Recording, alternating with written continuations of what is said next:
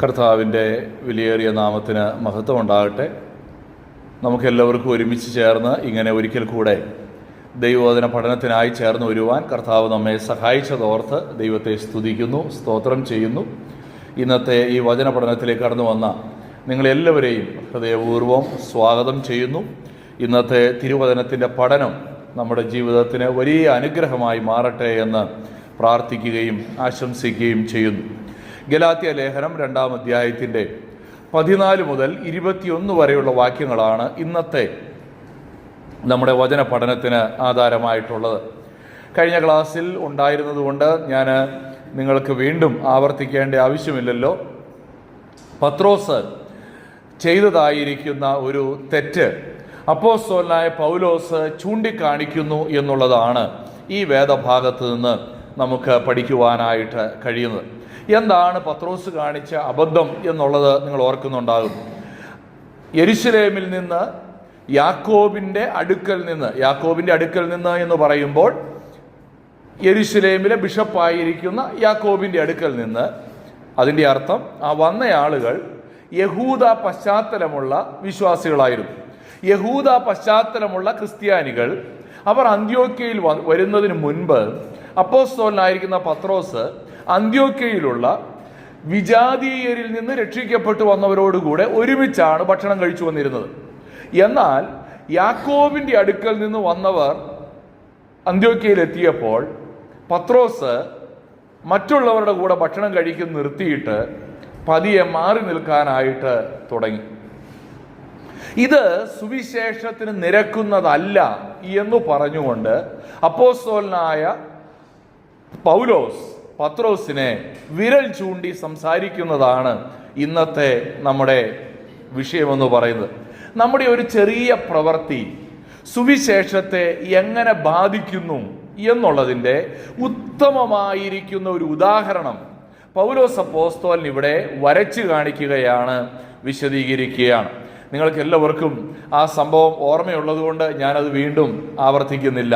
ഗലാത്യ ലേഖനം 2-ാം അധ്യായത്തിൻ്റെ 14 മുതൽ 21 വരെയുള്ള വാക്യങ്ങളിൽ പൗലോസ് അപ്പോസ്തലൻ പറയുന്നത്, പത്രോസിൻ്റെ ഈ ഒരു പ്രവൃത്തി നിമിത്തം എന്ത് ദോഷമാണ് സുവിശേഷത്തിന് സംഭവിച്ചത്, അല്ലെങ്കിൽ പത്രോസിൻ്റെ ഒരു ചെറിയ പ്രവൃത്തി എങ്ങനെയൊക്കെ സുവിശേഷത്തെ ബാധിക്കാൻ സാധ്യതയുണ്ട്. അതാണ് ഇന്ന് നമ്മൾ ഈ വേദഭാഗത്ത് നിന്ന് ചിന്തിക്കുന്നത്. മുന്നമേ നമുക്ക് ആ വാക്യങ്ങളൊന്ന് വായിച്ചിട്ട് മുന്നോട്ട് പോകാം എന്ന് ഞാൻ വിചാരിക്കുകയാണ്. ഗലാത്യ ലേഖനം 2-ാം അധ്യായം 14 മുതലുള്ള വാക്യങ്ങൾ. അവർ സുവിശേഷത്തിൻ്റെ സത്യം അനുസരിച്ച് ചൊവ്വായി നടക്കുന്നില്ല എന്ന് കണ്ടിട്ട് ഞാൻ എല്ലാവരും കേൾക്കെ കേഫാവിനോട് പറഞ്ഞത്, യഹൂദനായ നീ യഹൂദ മര്യാദ പ്രകാരമല്ല ജാതികളുടെ മര്യാദ പ്രകാരം ജീവിക്കുന്നു എങ്കിൽ നീ ജാതികളെ യഹൂദ മര്യാദ അനുസരിപ്പാൻ നിർബന്ധിക്കുന്നത് എന്ത്? നാം സ്വഭാവത്താൽ ജാതികളിൽ നിന്നുള്ള പാപികളല്ല, യഹൂദന്മാരത്രേ. എന്നാൽ യേശുക്രിസ്തുവിലുള്ള വിശ്വാസത്താലല്ലാതെ ന്യായപ്രമാണത്തിൻ്റെ പ്രവർത്തികളാൽ മനുഷ്യൻ നീതീകരിക്കപ്പെടുന്നില്ല എന്ന് അറിഞ്ഞിരിക്കൊണ്ട് നാമും ന്യായപ്രമാണത്തിൻ്റെ പ്രവർത്തികളാലല്ല ക്രിസ്തുവിലുള്ള വിശ്വാസത്താൽ തന്നെ നീതീകരിക്കപ്പെടേണ്ടതിന് ക്രിസ്തുയേശുവിൽ വിശ്വസിച്ചു. ന്യായപ്രമാണത്തിൻ്റെ പ്രവർത്തികളാൽ ഒരു ജഡവും നീതീകരിക്കപ്പെടുകയില്ലല്ലോ. എന്നാൽ ക്രിസ്തുവിൽ നീതീകരണം അന്വേഷിക്കയിൽ നാമും പാപികൾ എന്ന് വരുന്നു എങ്കിൽ ക്രിസ്തു പാപത്തിൻ്റെ ശുശ്രൂഷക്കാരൻ എന്നോ? ഒരു നാളുമല്ല. ഞാൻ പൊളിച്ചത് വീണ്ടും പണിതാൽ ഞാൻ ലംഘനക്കാരൻ എന്ന് എന്നെ തന്നെ തെളിയിക്കുന്നു. ഞാൻ ദൈവത്തിനായി ജീവിക്കേണ്ടതിന് ന്യായപ്രമാണത്താൽ ന്യായപ്രമാണ സംബന്ധമായി മരിച്ചു. ഞാൻ ക്രിസ്തുവിനോടുകൂടെ ക്രൂശിക്കപ്പെട്ടിരിക്കുന്നു. ഇനി ജീവിക്കുന്നത് ഞാനല്ല, ക്രിസ്തു അത്രേ എന്നിൽ ജീവിക്കുന്നു. ഇപ്പോൾ ഞാൻ ജഡത്തിൽ ജീവിക്കുന്നതോ എന്നെ സ്നേഹിച്ച് എനിക്ക് വേണ്ടി തന്നെത്താൻ ഏൽപ്പിച്ചു കൊടുത്ത ദൈവപുത്രങ്കലുള്ള വിശ്വാസത്താൽ അത്രേ ജീവിക്കുന്നത്. ഞാൻ ദൈവത്തിൻ്റെ കൃപ വൃഥാവാക്കുന്നില്ല. ന്യായപ്രമാണത്താൽ നീതി വരുന്നു എങ്കിൽ ക്രിസ്തു മരിച്ചത് വെറുതെയല്ലോ. നാം വായിച്ച ഈ വാക്യങ്ങൾ ഇതുവരെ പഠിച്ചു വന്ന വേദഭാഗങ്ങളിൽ നിന്ന് ഒരല്പം വ്യത്യസ്തമാണ്. ഞാൻ പറഞ്ഞു 1-ാം അധ്യായത്തിൻ്റെ 11-ാമത്തെ വാക്യം മുതൽ 2-ാം അധ്യായത്തിന്റെ 14-ാം വാക്യം വരെ നമ്മൾ കഥ പറയുന്നത് പോലെയാണ് പൗലോസ് പറഞ്ഞത്, അല്ലേ? ഒരു ചരിത്രം എക്സ്പ്ലെയിൻ ചെയ്യുകയാണ്. വാസ്തവത്തിൽ ഈ വാക്യങ്ങളൊക്കെ ആ ചരിത്രത്തിന്റെ ഭാഗമാണ്. പക്ഷെ ആ ചരിത്രത്തിന്റെ അവസാനം പൗലോസിന്റെ ഒരു പ്രസംഗമായിട്ടാണ് നമുക്ക് കാണാൻ കഴിയുന്നത്. അപ്പോൾ ആ പ്രസംഗം കേൾക്കുന്ന ആളുകൾ എന്ന നിലയിൽ വേണം നമ്മൾ ഇനി ഈ വേദഭാഗത്തെ ശ്രദ്ധിക്കാനായിട്ട്. ഞാൻ കഴിഞ്ഞ ക്ലാസ്സിൽ ഇതിന്റെ പശ്ചാത്തലമൊക്കെ പറഞ്ഞതായതുകൊണ്ട് ഇന്ന് ഞാൻ അതിലേക്ക് ഒന്നും കയറുന്നില്ല. പത്രോസിന്റെ പ്രവൃത്തി എങ്ങനെയാണ് സുവിശേഷത്തിന്റെ അടിസ്ഥാന ഉപദേശങ്ങളെ തള്ളിക്കളയുവാനായിട്ട് ഇടയായി തീർന്നത്? Peter denied 5 basic Christian doctrines. ക്രിസ്തീയ ഉപദേശങ്ങളുടെ 5 അടിസ്ഥാന ഉപദേശങ്ങളെ പത്രോസിന്റെ ആ ഒരു ചെറിയ പ്രവൃത്തി, ഏതാണ് ആ ചെറിയ പ്രവൃത്തി? പത്രോസ് യേശുവിനെ തള്ളി പറഞ്ഞതല്ല, പിന്നെ ഏതാ? പത്രോസ് യേശുവിനെ തള്ളി പറഞ്ഞ് നമ്മൾ വലിയൊരു കാര്യമായിട്ടാണ് പറയുന്നത്, അല്ലേ? പക്ഷേ നമ്മുടെയൊക്കെ നോട്ടത്തിൽ വളരെ ചെറിയൊരു പ്രവൃത്തിയാണ് ആര് ചെയ്തത്? പത്രോസ്. അതുവരെയും ജാതികളോടുകൂടെ, ജാതിയിൽ നിന്ന് രക്ഷിക്കപ്പെട്ടു വന്നവരോടുകൂടെ ഭക്ഷണം കഴിച്ച പത്രോസ് യഹൂദ മര്യാദ പ്രകാരം പരിച്ഛേദനക്കാർ വന്നപ്പോൾ മറ്റേ കൂട്ടത്തിൽ നിന്ന് മാറി നിൽക്കാനായിട്ട് ശ്രമിച്ചു. ഗലാത്യർ 2:11 മുതൽ 14 വരെയുള്ള വാക്യങ്ങളിൽ നമ്മളത് വായിക്കും. ഇതിൽ പൗലോസ് അപ്പോസ്തലൻ കണ്ടുപിടിച്ച 5 പ്രശ്നങ്ങളാണ് നമ്മൾ ഇന്ന് ഈ വേദഭാഗത്ത് ചൂണ്ടിക്കാണിക്കാനായിട്ട് ശ്രമിക്കുന്നത്. ഞാൻ പറഞ്ഞല്ലോ, അപ്പോസ്തലനായ പൗലോസ് ഈ പ്രശ്നങ്ങളൊക്കെ കണ്ടു കഴിഞ്ഞപ്പോൾ പത്രോസിനെ സോപ്പിടാനൊന്നും പോയില്ല, ഇല്ലേ? നമ്മളൊക്കെ ആണെങ്കിൽ ശരിക്കും ഒന്ന് പതപ്പിച്ച് സോപ്പിട്ട് മോനെ പത്രോസ് എന്നൊക്കെ വിളിച്ച് സ്നേഹത്തോടെയൊക്കെ പറഞ്ഞേനെ. പക്ഷേ ഇതിന്റെ ഗൗരവം അറിയാവുന്ന പൗലോസ് തർജ്ജനം ചെയ്യുകയാണ്. ആ വാക്ക് തന്നെ ഉപയോഗിക്കണം. വളരെ ശക്തമായ ഭാഷയിൽ പൗലോസ് പത്രോസിനെ ശാസിക്കുകയാണ്. അതാണ് നമ്മൾ 14 മുതലുള്ള വാക്യങ്ങളിൽ വായിക്കുന്നത്. ഒരാള് പാലം പണിതുകൊണ്ടിരിക്കുക എന്ന് കരുതുക. പാലം പണിതുകൊണ്ടിരിക്കുമ്പോഴാണ് ഒരു വിള്ളൽ കാണുന്നത്. ആ വിള്ളലിന്റെ അവിടെ ഇച്ചിരി പുട്ടിയിട്ട് പെയിന്റ് അടിച്ച് എടുത്താൽ എങ്ങനെ ഇരിക്കും പാലം? പൗലോസ് പെയിന്റ് അടിക്കാൻ പോയില്ല. പൗലോസ് പുട്ടിയിടാനും അല്ല പോയത്.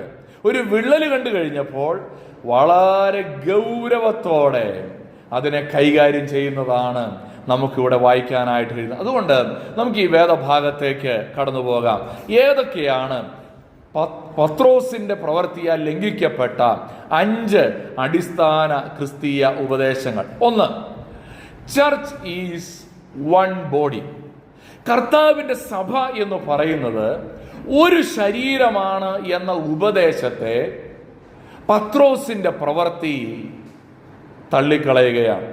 നോക്കിയേ, അവിടെ വായിക്കുന്നത് ഇങ്ങനെയാണ്. ഗലാത്യ ലേഖനം 2-ാം അധ്യായം 14-ാം വാക്യത്തിൽ, നമ്മൾ കഴിഞ്ഞ ക്ലാസ്സിൽ ഈ 14-ാം വാക്യം വരെ വായിച്ചതാണ്. അതുകൊണ്ട് ഞാനത് ആദ്യത്തെ ഭാഗം നമ്മൾ റെഫർ ചെയ്യുന്നില്ല, എങ്കിലും ഞാനൊന്ന് വായിച്ചു പോവുകയാണ്.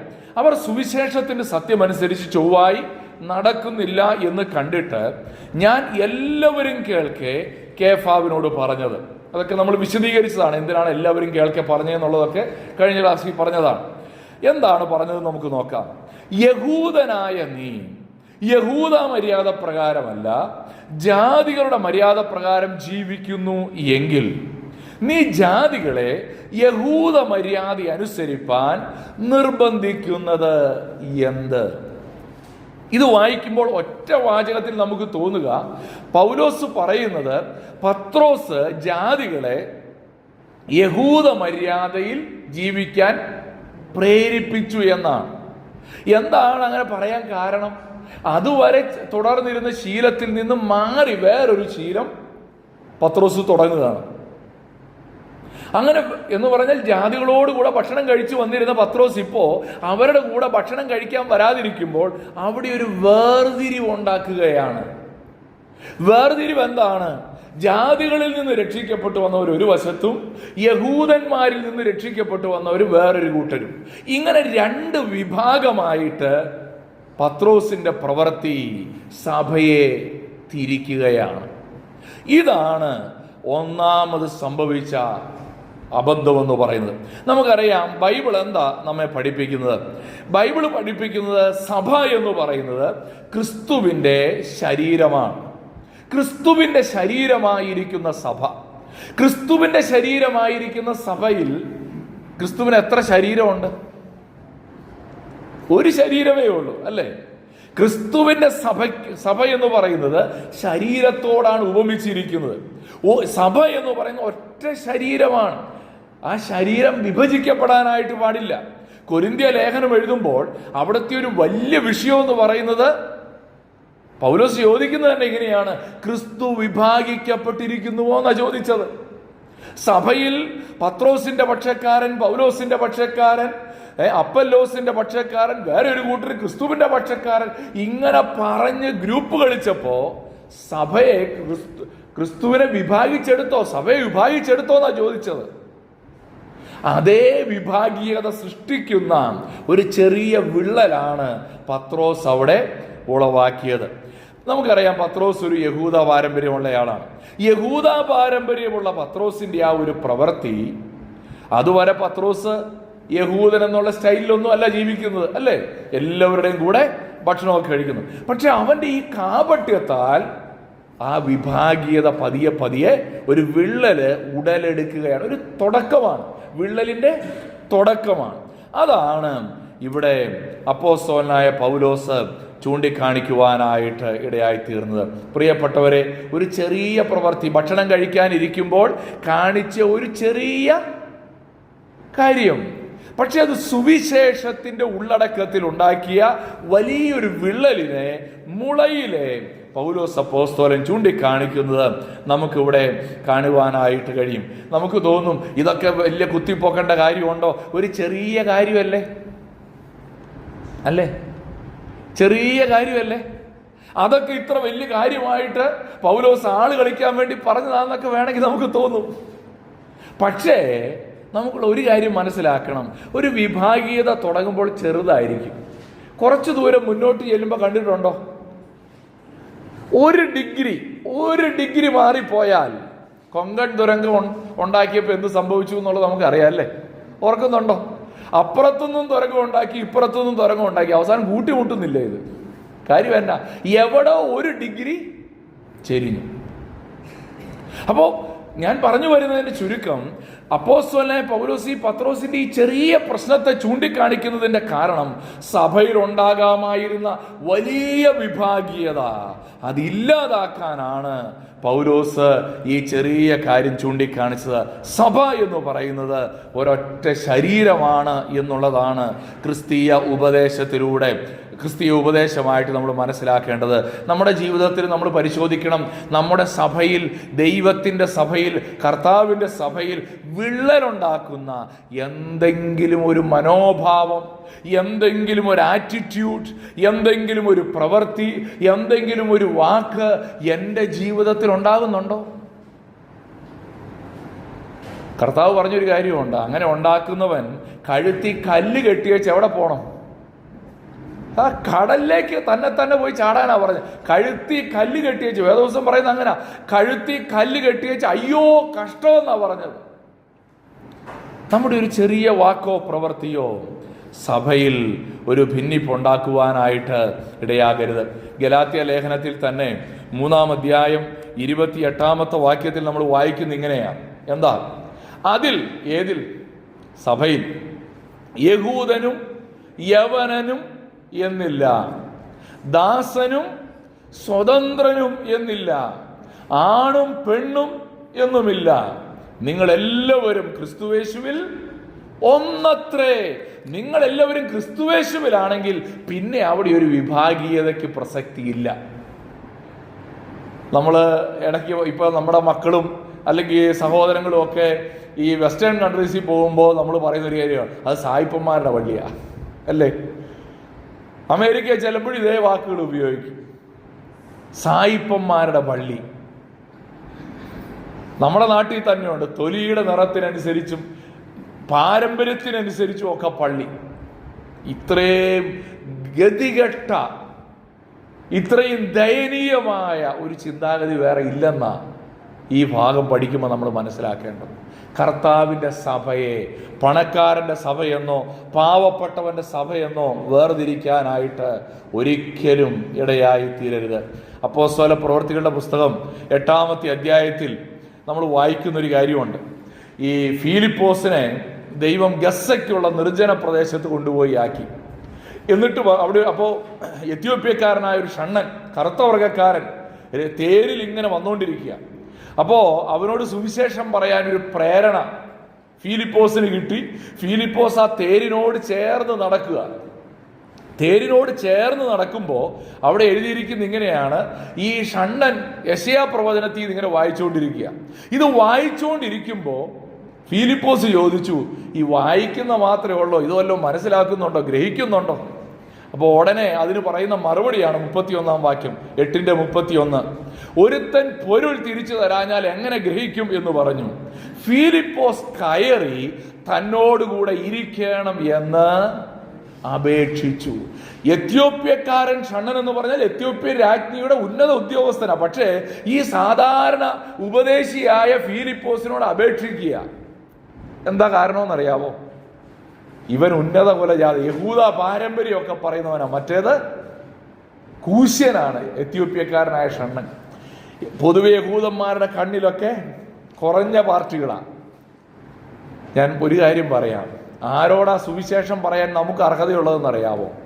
ആരുടെ വീട്ടിൽ കയറി ഇരുന്ന് അവരോടുകൂടെ ഭക്ഷണം കഴിക്കാൻ നമുക്ക് മനസ്സുണ്ടോ അവരോട് മാത്രമേ സുവിശേഷം പറയാൻ നമുക്ക് വ്യവസ്ഥയുള്ളൂ. എത്യോപ്യക്കാരനായിരിക്കുന്ന ഷണ്ണന്റെ തേരിൽ കയറിയിരിക്കാൻ ഫിലിപ്പോസ് തയ്യാറല്ലെങ്കിൽ ഫിലിപ്പോസിന് അവനോട് സുവിശേഷം പറയാൻ യോഗ്യതയില്ല. കാരണം സുവിശേഷം പറഞ്ഞ് അവൻ രക്ഷിക്കപ്പെട്ട് കഴിഞ്ഞാൽ അവനെ ക്രിസ്തുവിന്റെ ശരീരത്തിലേക്കാണ് സ്വീകരിക്കേണ്ടത്, ക്രിസ്തുവിന്റെ സഭയിലേക്കാണ് സ്വീകരിക്കേണ്ടത്. നമ്മൾ ലോകത്തിന്റെ അറ്റത്തോളം പോയി സാക്ഷികളാകാൻ പറഞ്ഞു അല്ലേ? നമ്മൾ ലോകത്തിന്റെ അറ്റം വരെ പോകും. പക്ഷെ നമ്മുടെ കൂടെ കൂട്ടാനല്ലെങ്കിൽ നമ്മൾ കോട്ടയത്ത് ഇരുന്നുകൊണ്ട് ഇത് പറയുമ്പോൾ നമ്മുടെ സുറിയാനി പാരമ്പര്യമൊക്കെ നമ്മൾ പറഞ്ഞ് അതിൻ്റെ പെരുമ പറയുമ്പോൾ പലപ്പോഴും നമ്മൾ ഓർക്കണം, അത് സുവിശേഷ വിരുദ്ധമായിരിക്കുന്ന ഒരു മനോഭാവമാണ്. വേദപുസ്തകത്തിൽ നിന്ന് എത്ര തെളിവ് നമുക്ക് വേണം? ഞാൻ ഇവിടെ പള്ളിയിൽ പലപ്പോഴും പറഞ്ഞിട്ടുള്ള ഒരു കാര്യമാണ്, മിരിയാം മോശയുടെ ഭാര്യയെക്കുറിച്ച് പറഞ്ഞൊരു കാര്യം. സംഖ്യാപുസ്തകം 12-ാം അധ്യായത്തിൻ്റെ 1-2 വാക്യങ്ങളൊന്ന് വായിച്ചാൽ അവിടെ പറയുന്നൊരു കാര്യമുണ്ട്. എന്താ? മോശയുടെ ഭാര്യ ഒരു കൂശ്യ സ്ത്രീ ആയതുകൊണ്ട്, കൂശ്യ സ്ത്രീ എന്ന് പറഞ്ഞാൽ കറുത്ത വർഗ്ഗക്കാരി എന്നാണ്. മോശയുടെ ഭാര്യ സിപ്പോറ ഒരു കറുത്ത വർഗ്ഗക്കാരിയാണ്. മിദ്യാന്യയിൽ പോയി, മിദ്യാന്യ അല്ലെ, യിത്രോവിന്റെ മകളാ. അവൾ കറുത്ത വർഗ്ഗക്കാരിയാണ്. അതുകൊണ്ട് മിര്യാമിനെ കുറിച്ച് അവിടെ എഴുതിയിട്ടുണ്ട്, മോശയുടെ ഭാര്യ കൂശസ്ത്രീ ആയത് നിമിത്തം മിര്യാമിന്, നോക്കണേ, ഇതിപ്പോ തുടങ്ങിയ പരിപാടിയല്ല, അന്നേ ഉണ്ട് ഈ പ്രശ്നം. തൊലിയുടെ നിറത്തിന്റെ അടിസ്ഥാനത്തിൽ മനുഷ്യനെ വേർതിരിച്ച് കാണുന്നത്. ആ അധ്യായം വായിക്കുമ്പോൾ നമുക്ക് കാണാൻ കഴിയുന്ന ഒരു കാര്യമുണ്ട്, മിര്യാമിന് വന്ന ദൈവത്തിന്റെ ശാപം. ഞാൻ പറഞ്ഞത് നമ്മുടെ മൈൻഡ് സെറ്റ് വളരെ പ്രധാനമാണ്. നമ്മൾ എങ്ങനെ ചിന്തിക്കുന്നു എന്നുള്ളത് വളരെ പ്രധാനപ്പെട്ട ഒരു കാര്യമാണ്. ഒരു സഭയ്ക്ക് 2 വാതിലുണ്ടായിരുന്നു. നമ്മുടെ ഈ പള്ളിക്ക് ഒരു വാതിലേ ഉള്ളൂ കേട്ടോ, ഈ ഒരൊറ്റ വാതിലേ ഉള്ളൂ. ഞാൻ എപ്പോഴും വിചാരിക്കും, ഒറ്റ വാതിലെ പണിതിരിക്കുന്ന, എനിക്ക് തോന്നുന്ന വളരെ അപൂർവം പള്ളികളായിരിക്കും ഇങ്ങനെ ഉണ്ടാവുള്ളൂ. ഒരു സഭയ്ക്ക് 2 വാതിലുണ്ടായിരുന്നു.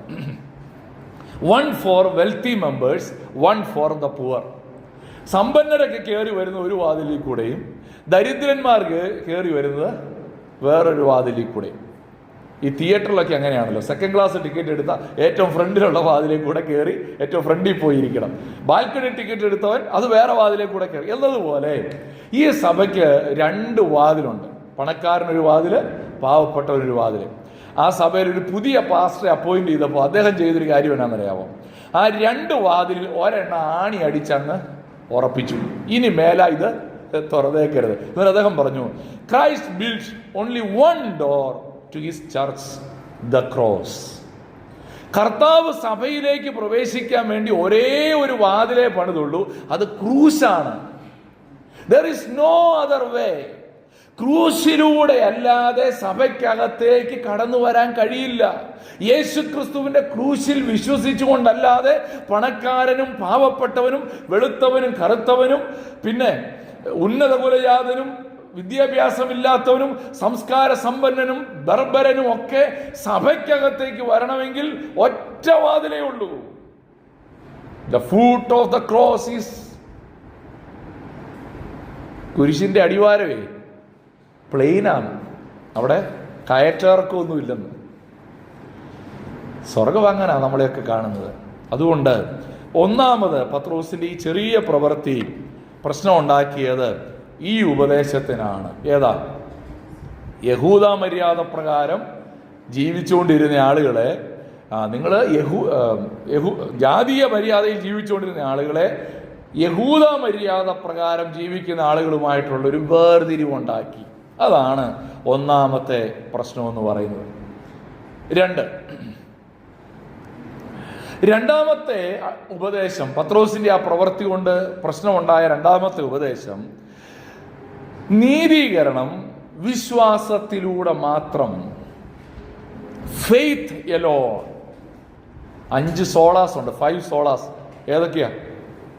റിഫർമേഷന്റെ 5 സോളാസ്. നവീകരണത്തിന്റെ 5 സോളാസിൽ ഒന്നാണ്. ഞാനത് അവസാനം പറയാം. ഓക്കെ, അപ്പോഴത്തേക്കും ചിലതൊക്കെ ഞാൻ മെൻഷൻ ചെയ്യും. ഓക്കെ, രണ്ടാമത്തേതാണ് ഫെയ്ത്ത് എലോൺ. വിശ്വാസത്താൽ മാത്രമാണ് രക്ഷ എന്ന ക്രിസ്തീയ ഉപദേശത്തെ പത്രോസിന്റെ ആ പ്രവൃത്തി തള്ളിക്കളയും. നോക്കിയേ, അതിനെക്കുറിച്ച് പൗലോസ് പറയുന്നത് 15-16 വാക്യങ്ങളിലാണ് നമ്മളത് വായിക്കുന്നത്. ഈ 16-ാം വാക്യം വളരെ ലെങ്തി ആയൊരു വാക്യം കേട്ടോ. നാം സ്വഭാവത്താൽ ജാതികളിൽ നിന്നുള്ള പാപികളല്ല, യഹൂദന്മാരത്രേ. എന്നാൽ യേശുക്രിസ്തുവിലുള്ള വിശ്വാസത്താൽ അല്ലാതെ ന്യായപ്രമാണത്തിന്റെ പ്രവൃത്തികളാൽ മനുഷ്യൻ നീതീകരിക്കപ്പെടുന്നില്ല എന്നറിഞ്ഞിരിക്കൊണ്ട് നാമും ന്യായപ്രമാണത്തിന്റെ പ്രവൃത്തികളാലല്ല, ക്രിസ്തുവിലുള്ള വിശ്വാസത്താൽ തന്നെ നീതീകരിക്കപ്പെടേണ്ടതിന് ക്രിസ്തു യേശുവിൽ വിശ്വസിച്ചു. ന്യായപ്രമാണത്തിന്റെ പ്രവൃത്തികളാൽ ഒരു ജഡവും നീതീകരിക്കപ്പെടുകയില്ലല്ലോ. രണ്ടാമത് ഇവിടെ പൗലോസ് പറയുന്നത് വിശ്വാസത്താലുള്ള നീതീകരണത്തെയാണ് പത്രോസിന്റെ പ്രവൃത്തി ബാധിക്കുന്നത്. നമുക്കറിയാം, ഇവിടെ പൗലോസ് പരിചയപ്പെടുന്ന ഒരു കാര്യമുണ്ട്. നാം സ്വഭാവത്താൽ ജാതികളിൽ നിന്നുള്ള പാപികളല്ല. പിന്നെ എവിടെ നിന്നുള്ള പാപികളാ?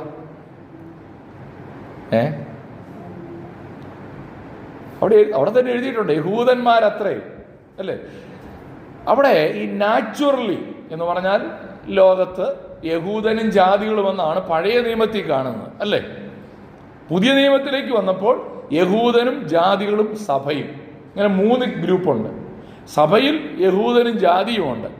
അപ്പോൾ അതിനു മുമ്പ് പ്രകൃതിയാൽ എന്ന് പറഞ്ഞാൽ നമ്മൾ ജനിച്ചത് യഹൂദന്മാരായിട്ടാണ്, ജാതികളിൽ നിന്നല്ല നമ്മൾ ജനിച്ചത്. അതാണ് 15-ാമത്തെ വാക്യം പറയുന്നത്.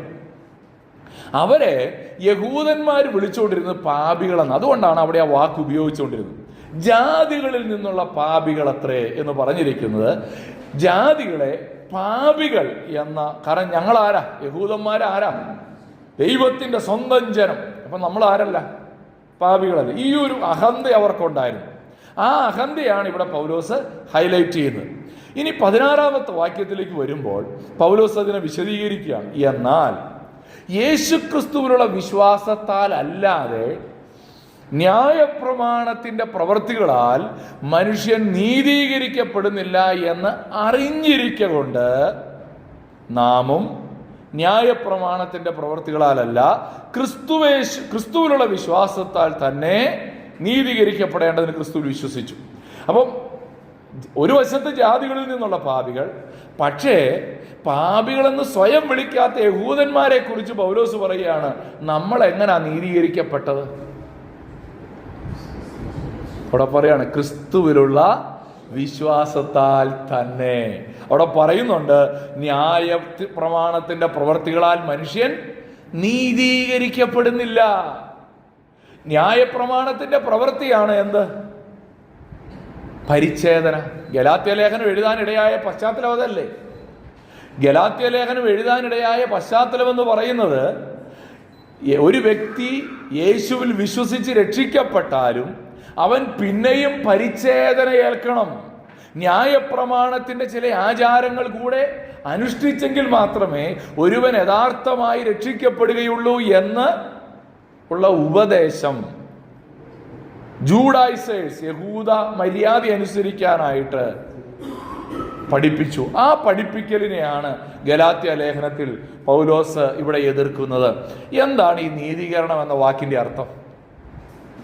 എന്താണ് നീതീകരണം എന്ന് പറഞ്ഞാൽ? What is mean by justification?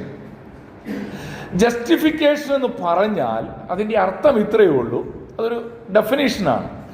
Justification is an act of God whereby he declares the believing sinner righteous in Jesus Christ. നീതീകരണം എന്ന വാക്കിന്റെ അർത്ഥം ഇത്രയേ ഉള്ളൂ, ഒരു വ്യക്തി, ഒരു പാപിയെ അവൻ യേശുക്രിസ്തുവിൽ വിശ്വസിക്കുമ്പോൾ ദൈവം ആ വ്യക്തിയെ നീതിമാൻ എന്ന് ഡിക്ലെയർ ചെയ്യുന്നതിനെയാണ് നീതീകരണം എന്ന വാക്കുകൊണ്ട് അർത്ഥമാക്കുന്നത്. വളരെ അടിസ്ഥാനപരമായ ഒരു ഡെഫിനേഷനാണ്. ഞാനത് ഒരിക്കൽ കൂടെ പറയുന്നു എന്ന് മാത്രമേ ഉള്ളൂ. ഞങ്ങളുടെ കുഞ്ഞുങ്ങളൊക്കെ ഇരിക്കുന്നതുകൊണ്ട് ഞാനതൊന്ന് പറഞ്ഞു കേട്ടോ, നിങ്ങൾക്കൊക്കെ അതറിയാമല്ലോ. നീതീകരണം എന്ന് പറഞ്ഞാൽ ദൈവം ഒരു മനുഷ്യനെ നീതിമാൻ എന്ന് വിശ്വസിക്കുന്ന ഒരു പാപി യേശുക്രിസ്തുവിൽ വിശ്വസിക്കുമ്പോൾ അവനെ ദൈവം നീതിമാൻ എന്ന് ഡിക്ലെയർ ചെയ്യുന്നു. കോടതിയിലൊക്കെ ചെന്ന് കഴിയുമ്പോൾ നമ്മൾ പത്രത്തിലൊക്കെ ഇടയ്ക്ക് വായിക്കുമല്ലോ, ഇന്നയാളെ കുറ്റവിമുക്തനാക്കി. അതെങ്ങനെയാ വിമുക്തനാക്കിയേ? ഒരു ഡിക്ലറേഷനാണ് നടത്തിയത്, അല്ലേ? കോടതിയുടെ വിധി പ്രസ്താവത്തിൽ ഈ വ്യക്തി കുറ്റമൊന്നും ചെയ്തതായിട്ട് തെളിയിക്കാത്തത് കൊണ്ട് നിരുപാധികം വിട്ടയച്ചിരിക്കുന്നു. ഇതൊരു ഡിക്ലറേഷനാണ്. ഇതേ വാക്കാണ് ഇവിടെ പൗലോസ് അപ്പോസ്തലൻ ഉപയോഗിച്ചിരിക്കുന്നത്, നീതീകരണം. ദൈവം ഒരു മനുഷ്യനെ നീതിമാനായിട്ട് പ്രഖ്യാപിക്കുകയാണ്. അതെങ്ങനാ പ്രഖ്യാപിച്ചതെന്നാണ് അവിടെ എഴുതിയിരിക്കുന്നത്. ക്രിസ്തുയേശുവിലുള്ള വിശ്വാസത്താൽ. ഇയ്യോബ് ചോദിക്കുന്ന ഒരു ചോദ്യം നമുക്കെല്ലാം അറിയാം, അല്ലെ? ഇയ്യോബിന്റെ പുസ്തകം 9-ാം അധ്യായം 2-ാം വാക്യം അവിടെ ഞാൻ ഹൈലൈറ്റ് ചെയ്തിട്ടുണ്ട്. എന്താ? ദൈവസന്നിധിയിൽ മർത്യൻ നീതിമാനാകുന്നത് എങ്ങനെ? ഇയ്യോബിന് അറിയാതിരുന്ന ഒരു ഉത്തരമാണ്. ഇയ്യോബ് ചോദിച്ചൊരു ചോദ്യമാണ്, ദൈവത്തിന്റെ സന്നിധിയിൽ ഒരു മനുഷ്യൻ നീതിമാനാകുന്നത് എങ്ങനെയാണ്? അതിന്റെ ഉത്തരം ഹബക്കൂക്ക് രേഖപ്പെടുത്തി. ഹബക്കൂക്ക് 2:4 എന്താണ് ഉത്തരം? നീതിമാനോ വിശ്വാസത്താൽ ജീവിക്കും. By faith. നീതീകരണം എന്നുള്ളതിന്റെ ഉത്തരം വിശ്വാസത്താലാണ് എന്ന് വളരെ വ്യക്തമായി രേഖപ്പെടുത്തപ്പെട്ടിരിക്കുകയാണ്. പഴയ നിയമത്തിലും അതങ്ങനെ തന്നെയാണ്, പുതിയ നിയമത്തിലും അതങ്ങനെ തന്നെയാണ്. വിശ്വാസത്താലാണ് നീതീകരണം. അതുകൊണ്ടാണ് ഇവിടെ പൗലോസ് പറയുന്നത്, ന്യായപ്രമാണത്തിന്റെ പ്രവർത്തികളാൽ ഒരു വ്യക്തിയും നീതീകരിക്കപ്പെടുകയില്ല എന്ന് അറിഞ്ഞുകൊണ്ട് നമ്മൾ എന്ത് ചെയ്യുകയാണ്? ക്രിസ്തുവിലുള്ള വിശ്വാസത്താൽ എന്ത് ചെയ്തു? നീതീകരിക്കപ്പെട്ടു. അപ്പോൾ എന്താണ് ഈ നീതീകരണം? ഇവിടെ 1-2 സ്റ്റേറ്റ്മെന്റ് അതിനോട് ചേർത്ത് ഞാനൊന്ന് പറയട്ടെ. Justification is an act, not a process. നീതീകരണം എന്ന് പറയുന്നത് ഒരു പ്രക്രിയയല്ല, പിന്നെ ഒരാക്റ്റാണ്. എന്ന് പറഞ്ഞാൽ അതിന്റെ അർത്ഥം എന്നാ?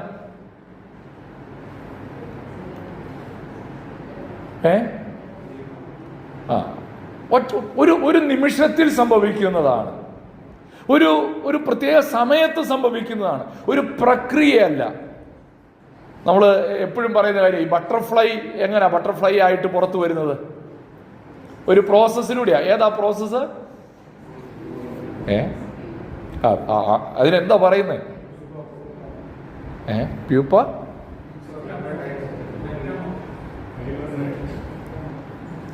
മെറ്റാമോർഫിസം അല്ലേ? അല്ല, അങ്ങനെയല്ലേ? അതെ. അപ്പം ഒരു പ്യൂപ്പയിൽ നിന്ന് ബട്ടർഫ്ലൈ ഉണ്ടാകുന്നത് ഇതൊരു പ്രോസസ്സാണ്. അത് ഒരു ദിവസം കൊണ്ട് സംഭവിക്കുന്നതല്ല. പക്ഷേ നീതീകരണം എന്ന് പറയുന്നത് ഒരു നിമിഷത്തിൽ സംഭവിക്കുന്നതാണ്.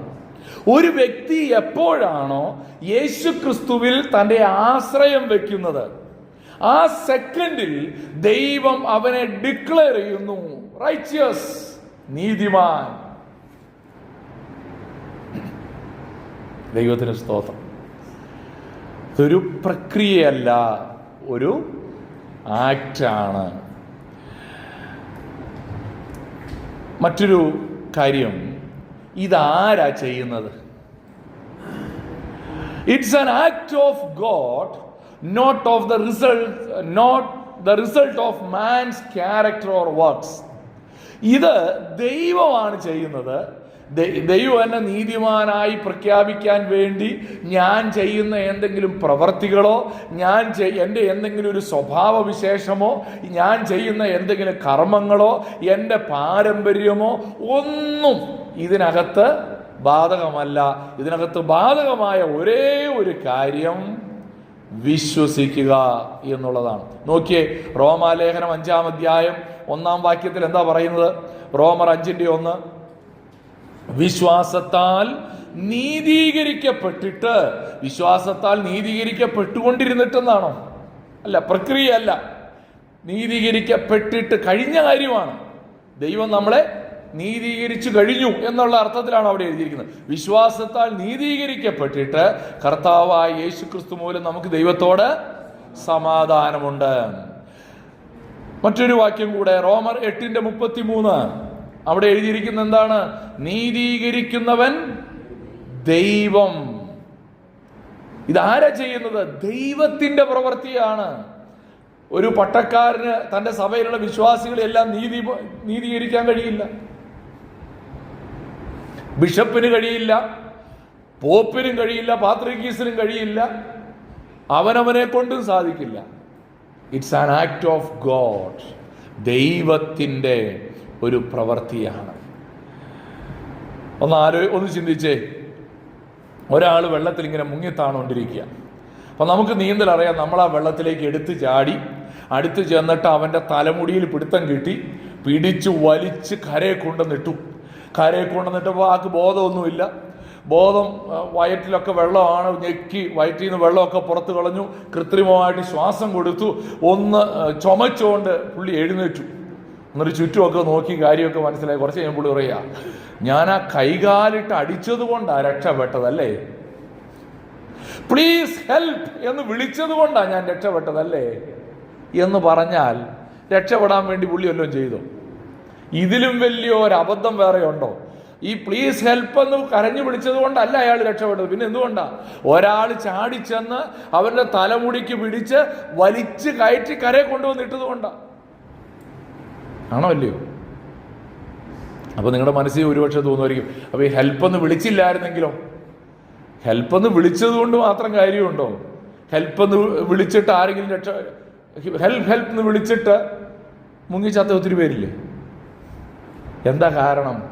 രക്ഷിതാവാണ്, രക്ഷകൻ. ഒരു രക്ഷകനെയാണ് അവിടെ ചൂണ്ടിക്കാണിക്കുന്നത്. യേശുക്രിസ്തുവിലുള്ള വിശ്വാസത്താൽ മാത്രമാണ് രക്ഷ. അതിൻ്റെ കൂടെ എൻ്റെ ആ ഹെൽപ്പ് എന്നുള്ള വിളിയിലാണ് ഞാൻ ഇച്ചിരി കൊള്ളാമായിരുന്നു, അതുകൊണ്ടാണ്. ഇങ്ങനെ പറഞ്ഞാൽ ഇതിനേക്കാൾ വലിയൊരു അബദ്ധം വേറെ ഇല്ല. ഞാൻ തന്നെ രക്ഷപ്പെട്ടെന്ന് പറഞ്ഞാൽ എന്ത് പ്രസക്തിയുണ്ട് അവിടെ?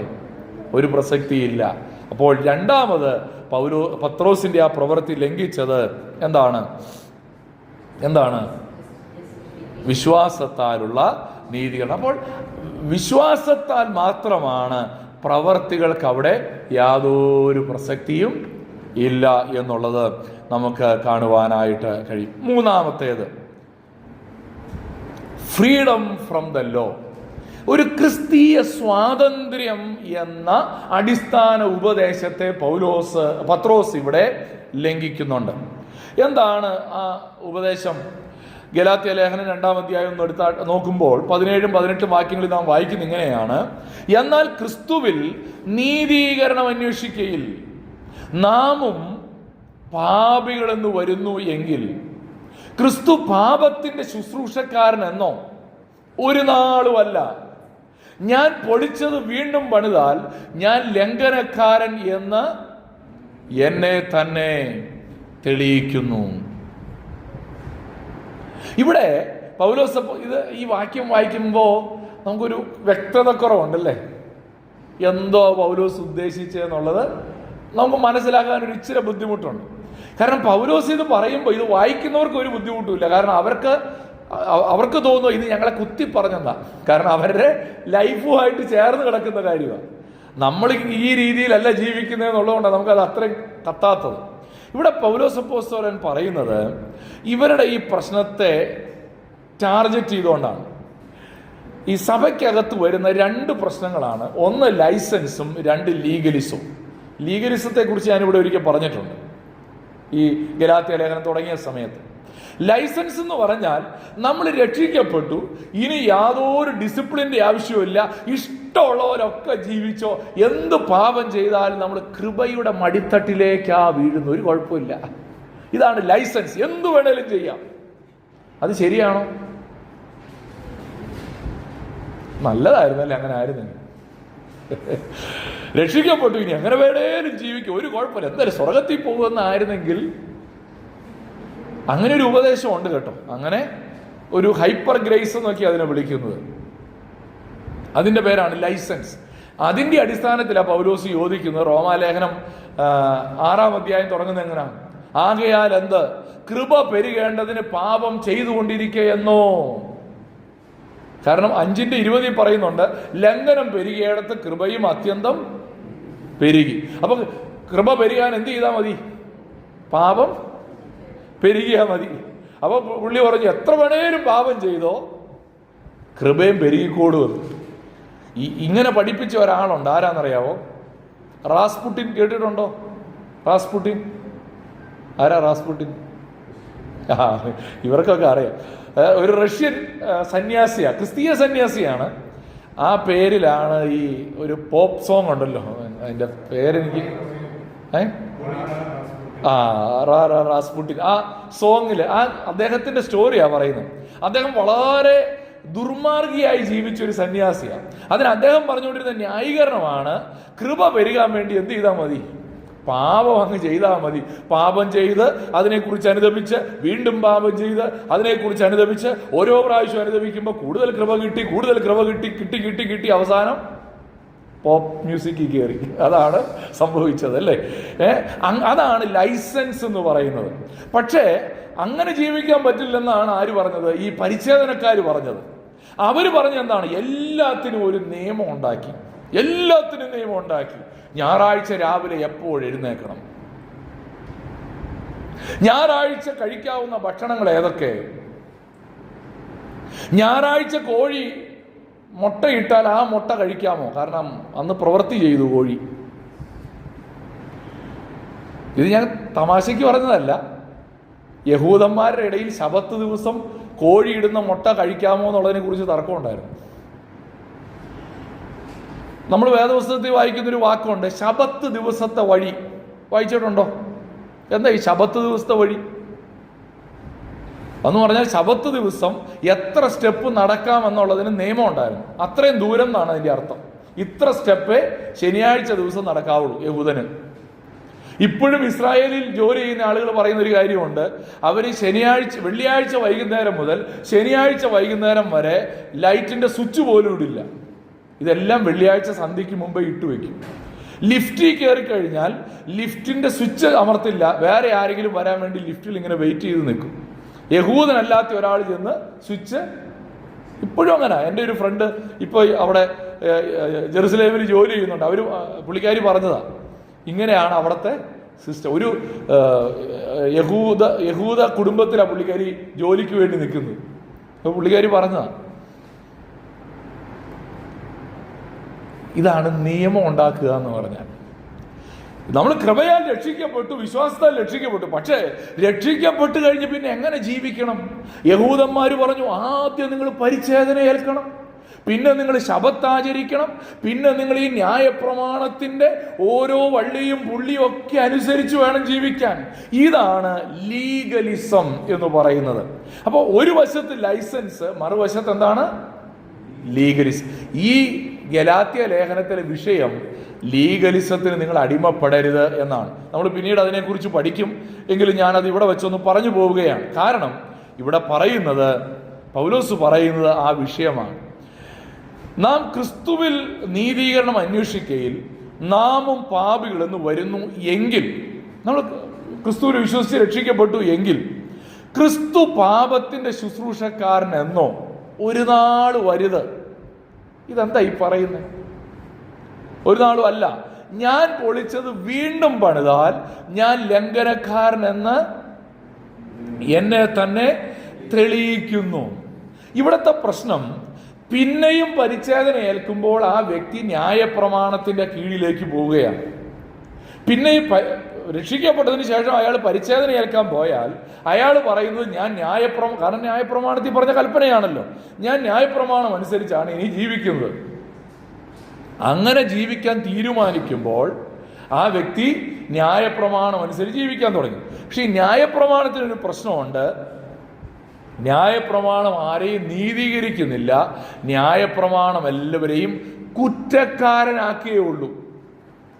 ഈ ഇന്ത്യൻ പീനൽ കോഡ് ആരെയെങ്കിലും നീതീകരിക്കുന്നുണ്ടോ? ഇല്ല. നമ്മൾ എന്തെങ്കിലും ഒരു തെറ്റ് ചെയ്യുമ്പോൾ പറയും കുറ്റക്കാരൻ. കാര്യം, ഈ ഹെൽമെറ്റ് വെക്കാണ്ട് പോകുമ്പോൾ പോലീസുകാർ ചിലപ്പോൾ ലഡുവൊക്കെ തരും. അത് നീ നല്ലവനാന്ന് പറയാൻ വേണ്ടിയല്ല, നാളെ ഇങ്ങനെ വന്നേക്കരുതെന്ന് ഓർപ്പിച്ചു വിടുന്നതാ. ന്യായപ്രമാണം ആരെയും നീതീകരിക്കുന്നില്ല. ന്യായപ്രമാണം എപ്പോഴും ലംഘനക്കാരനെന്ന് നമ്മളെ തന്നെ തെളിയിച്ചുകൊണ്ടിരിക്കുക. ഈ ഹെൽമെറ്റ് നിർബന്ധമാക്കിയിട്ട് എത്ര വർഷമായി ഓർക്കുണ്ടോ? 2007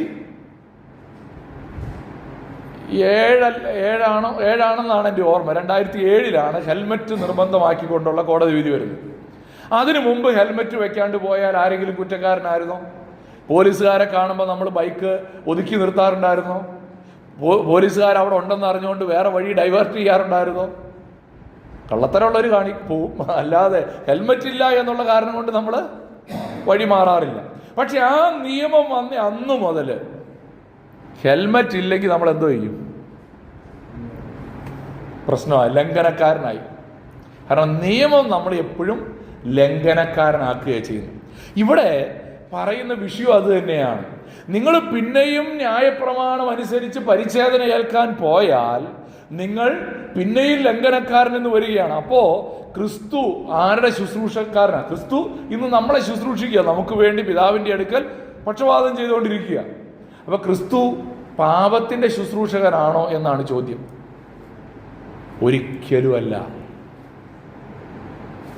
The law always shows us that we are sinners. പ്രിയപ്പെട്ടവരെ, നമ്മൾ പിന്നെയും ന്യായപ്രമാണത്തിൻ്റെ കീഴിലേക്ക് പോകുമ്പോൾ നാം പിന്നെയും ലംഘനത്തിൽ അകപ്പെട്ടുകൊണ്ടിരിക്കുകയാണെന്നുള്ള കാര്യം തിരുവചനം നമ്മെ ഓർമ്മിപ്പിക്കുന്നു. നോക്കിയേ, റോമാലേഖനം 10-ാം അധ്യായം 4-ാമത്തെ വാക്യം. ഈ വാക്യം നമ്മൾ ഒരിക്കലും മറക്കരുത്. വിശ്വസിക്കുന്ന ഏവനും നീതി ലഭിപ്പാൻ ക്രിസ്തു ന്യായപ്രമാണത്തിൻ്റെ അവസാനമാകുന്നു. ഇന്ന് നമ്മൾ ന്യായപ്രമാണത്തിലെ കൽപ്പനകളൊക്കെ അനുസരിക്കാൻ കടപ്പെട്ടവരാണോ? ആണോ അല്ലയോ? ആണല്ല. ആണെന്നും അല്ലെന്നും പറഞ്ഞു. ഇന്ന് നമ്മൾ, ഞാൻ ചോദിക്കട്ടെ, ഇന്ന് നമ്മൾ ശബത്ത് ആചരിക്കണോ? ഇന്ന് നമ്മൾ യാഗങ്ങൾ കഴിക്കണോ? പെരുന്നാളുകൾ ആചരിക്കണോ? വേണ്ട. നമ്മൾ ന്യായപ്രമാണത്തിന്റെ കീഴിലല്ല, ക്രിസ്തുവോടുകൂടെ ന്യായപ്രമാണം അവസാനിച്ചു. നാം ക്രിസ്തുയേശുവിൽ വിശ്വസിക്കുന്നുവെങ്കിൽ നാം ഇന്ന് ന്യായപ്രമാണത്തിന്റെ കീഴിലല്ല എന്നുള്ള കാര്യം ഒരിക്കലും മറക്കരുത്. റോമാലേഖനം 6:14 നമ്മൾ വായിക്കുന്നു, നിങ്ങൾ ന്യായപ്രമാണത്തിനല്ല കൃപയ്ക്കത്രേ അധീനരാകയാൽ. അപ്പൊ നമ്മൾ ആർക്കാണ് അധീനർ? കൃപയ്ക്കാണ്, ന്യായപ്രമാണത്തിനല്ല എന്നുള്ള കാര്യം തിരുവചനം പറയുന്നു. ഒരു വാക്യം കൂടെ, കൊലോസ്യ ലേഖനം 2:16-17. കൊലോസ്യ സഭയിൽ ഈ ഉപദേശം ചെന്നു. ഏത് ഉപദേശം? നിങ്ങൾ കാര്യം വിശ്വസിച്ച് രക്ഷിക്കപ്പെട്ടു, ശരിയാ, പക്ഷേ നിങ്ങൾ എന്താണ് ശബത്ത് ആചരിക്കാത്തത്? നിങ്ങൾ എന്താണ് പെരുന്നാൾ ആചരിക്കാത്തത്? വാവ് വരുമ്പോൾ അതിന് ചില യാഗങ്ങളൊക്കെ ഇല്ലേ? നിങ്ങൾ എന്താ ആ യാഗമൊന്നും കഴിക്കാത്തത്? അതിന് പൗലോസ് പറഞ്ഞ മറുപടി അവിടെ എഴുതിയിരിക്കുന്നത്. കൊലോസ്യർ 2:16-17.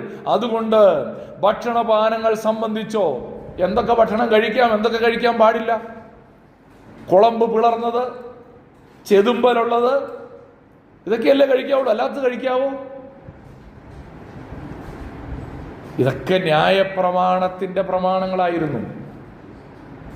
എന്നാൽ ഇന്ന് നമ്മൾ ന്യായപ്രമാണത്തിന്റെ കീഴിലല്ല. അതേക്കുറിച്ച് അവിടെ പറഞ്ഞിരിക്കുന്നത് എന്താ? ഈ കാര്യത്തിൽ നിങ്ങളെ ആരും വിധിക്കരുത്. എന്നിട്ട് പറയുകയാണ്, ഇവ, ഇനിയുള്ള വാക്കുകൾ ശ്രദ്ധിക്കണേ, വരുവ 10 കൽപ്പനകൾ തീർച്ചയായും അതെല്ലാം, അതുകൊണ്ടാണ് കർത്താവ് പറഞ്ഞത് അതെല്ലാം സ്നേഹത്തിൽ ഉൾപ്പെടുന്നു. ദൈവത്തെ സ്നേഹിക്കണമെന്ന് പറയുന്നു, കൂട്ടുകാരനെ തന്നെ പോലെ തന്നെ സ്നേഹിക്കണമെന്ന് പറയുമ്പോൾ ആ 10 കൽപ്പന അത് ഉള്ളടങ്ങിയിരിക്കുന്നു. അതെല്ലാം അനുസരിക്കണം. അത് കർത്താവ് പുതിയ നിയമത്തിൽ റീഇൻഫോഴ്സ് ചെയ്തിട്ടുണ്ട്. അതുകൊണ്ടാണ് നമ്മളത്, അതൊന്നും ആചാരപരമല്ല. അപ്പോൾ ഒരു ചോദ്യമുണ്ട്, അവിടെ ശബത്ത് ആചരിക്കാൻ പറയുന്നുണ്ടല്ലോ, അപ്പോൾ ആ ശബത്ത് ആചരിക്കണോ? അതാണ്. അപ്പൊ അവിടെ 10 കൽപ്പനകൾ പറഞ്ഞതുകൊണ്ടല്ല ഇന്നും നമ്മൾ 10 കൽപ്പനകൾ അനുസരിക്കുന്നത്. പുതിയ നിയമത്തിൽ കർത്താവ് അതിനെ, കൊല ചെയ്യരുതെന്ന് പുതിയ നിയമത്തിലും കർത്താവ് പഠിപ്പിച്ചു, വ്യഭിചാരം ചെയ്യരുത്, മോഷ്ടിക്കരുത്, കള്ളസത്യം പറയരുത്, ഇതെല്ലാം പുതിയ നിയമത്തിൽ റീഇൻഫോഴ്സ് ചെയ്തു. നിന്റെ ദൈവമായ കർത്താവ് ഏറ്റവും എല്ലാറ്റിലും മുഖ്യ കൽപ്പന ഏതാന്ന് ചോദിച്ചപ്പോൾ, നിന്റെ ദൈവമായ കർത്താവിനെ പൂർണ്ണ ഹൃദയത്തോടും പൂർണ്ണാത്മാവോടും പൂർണ്ണ മനസ്സോടും പൂർണ്ണ ശക്തിയോടും കൂടെ സ്നേഹിക്കണം. ഇത് പറഞ്ഞു. അപ്പൊ എന്ത് ചെയ്യണം? വേറെ ദൈവത്തെ ഒന്നും സേവിക്കാൻ പറ്റില്ല. ആദ്യത്തെ കൽപ്പനകളെല്ലാം അപ്പൊ ഇതെല്ലാം റീഇൻഫോഴ്സ് ചെയ്തിട്ടുണ്ട്. അതുകൊണ്ടാണ്. അപ്പോൾ ഇവിടെ പറയുന്നത് എന്താണ്? 17-ാം വാക്യം, ഇവ വരുവാനിരുന്നവയുടെ നിഴലത്രേ. ഇനി വരാനിരിക്കുന്നതിൻ്റെതായിരുന്നെങ്കിൽ ഇപ്പോഴും നമ്മളതൊക്കെ അനുസരിക്കണമായിരുന്നു. വരുവാനിരുന്നവയുടെ, ഏതാ വരുവാനിരുന്നത്? ക്രിസ്തു. ക്രിസ്തുവിന്റെ നിഴലായിരുന്നു ഏത്? ഈ പെരുന്നാള്, വാവ്, ശബത്ത്, ഇതൊക്കെ വരുവാനിരുന്നവയുടെ നിഴലാണ്. ദേഹം എന്നതോ ക്രിസ്തുവിനുള്ളത്. നിങ്ങളൊന്ന് ഓർത്ത് നോക്കിയേ. ഞാൻ ഒരു നല്ല വെയിലുള്ള ഒരു വൈകുന്നേരം ഇവിടെ നിന്ന് നടന്നിങ്ങനെ ഇറങ്ങി വരും. അപ്പോൾ എൻ്റെ നിഴലാണ് ആദ്യം ഇറങ്ങി വരുന്നത്. അപ്പോൾ എൻ്റെ ഭാര്യ ഓടിച്ചെന്ന് ആ നിഴലിനെ അങ്ങ് കെട്ടിപ്പിടിച്ചു, ഒരു ഉമ്മയും കൊടുത്തു എന്ന് വിചാരിച്ചു. ഞാൻ തൊട്ട് മുമ്പിൽ നിൽക്കുക, പക്ഷെ എൻ്റെ നിഴലിനെ എന്ത് ചെയ്തിരിക്കുകയാണ്? ഇന്ന് നമ്മൾ ക്രിസ്തുവിനെ എംബ്രേസ് ചെയ്യേണ്ടതിന് പകരം ക്രിസ്തുവിന്റെ നിഴലായിരുന്നവയെ എംബ്രേസ് ചെയ്യാൻ ശ്രമിക്കുമ്പോൾ ഇതേ അബദ്ധമാണ് നമ്മൾ വീണ്ടും വീണ്ടും കാണിച്ചുകൊണ്ടിരിക്കുന്നത്. ഗലാത്യർ 5:4 നോക്കിയാൽ വളരെ ഭയപ്പെടുത്തുന്ന ഒരു സ്റ്റേറ്റ്മെന്റ് അവിടെ എഴുതിയിട്ടുണ്ട്. ന്യായപ്രമാണത്താൽ നീതീകരിക്കപ്പെടുവാൻ ഇച്ഛിക്കുന്ന നിങ്ങൾ ക്രിസ്തുവിനോട് വേർപെട്ടു പോയി. ഞാൻ ന്യായപ്രമാണത്തിൽ പറയുന്ന പെസഹ പെരുന്നാൾ ആചരിക്കുന്നുണ്ടെന്ന് ഒരാൾ പറഞ്ഞാൽ അവൻ എനിക്ക് ക്രിസ്തുവായിട്ട് ഒരു ബന്ധമില്ലെന്നാണ് പറഞ്ഞത്. നിഴലുമായിട്ടാണ് എനിക്ക് ബന്ധം. മനസ്സിലായോ? ദൈവത്തിന് സ്തോത്രം. ഒരാളെ കുറേ നാൾ ജയിലിൽ കിടന്നു. ഇടയ്ക്ക് അയാളെ കുറ്റവിമുക്തനാക്കി. അയാൾക്ക് ജയിലിൻ്റെ വാതിൽ തുറന്നു കൊടുത്തു. അയാൾ ജസ്റ്റ് ഒന്ന് പുറത്തേക്ക് ഇറങ്ങിയിട്ട് തിരിച്ച് അതേ സെല്ലിൽ കയറി കിടന്നു. ഞാനിവിടെ കിടന്നോളാം. ഇതാണ് രക്ഷിക്കപ്പെട്ടയാൾ പിന്നെയും ഇതൊക്കെ അനുസരിക്കാൻ പോകുമ്പോൾ ചെയ്യുന്ന കാര്യം. ഇവന് വാതിൽ തുറന്നു കിടക്കുന്ന ജയിലാണ്, പക്ഷെ ആയുസ് ഇതിൻ്റെ പുറത്തിറങ്ങില്ല. ഇതിനകത്ത് പിന്നെയും ഇതിൻ്റെ ആചാരങ്ങളും അനുഷ്ഠാനങ്ങളും പ്രമാണങ്ങളും ഒക്കെ നോക്കി ഇങ്ങനെ ജീവിക്കുന്നെങ്കിൽ അവനെക്കുറിച്ച് പറയുന്നത് എന്താ? നിങ്ങൾ ക്രിസ്തുവിനോട് വേർപെട്ടു പോയി, നിങ്ങൾ കൃപയിൽ നിന്ന് വീണുപോയി.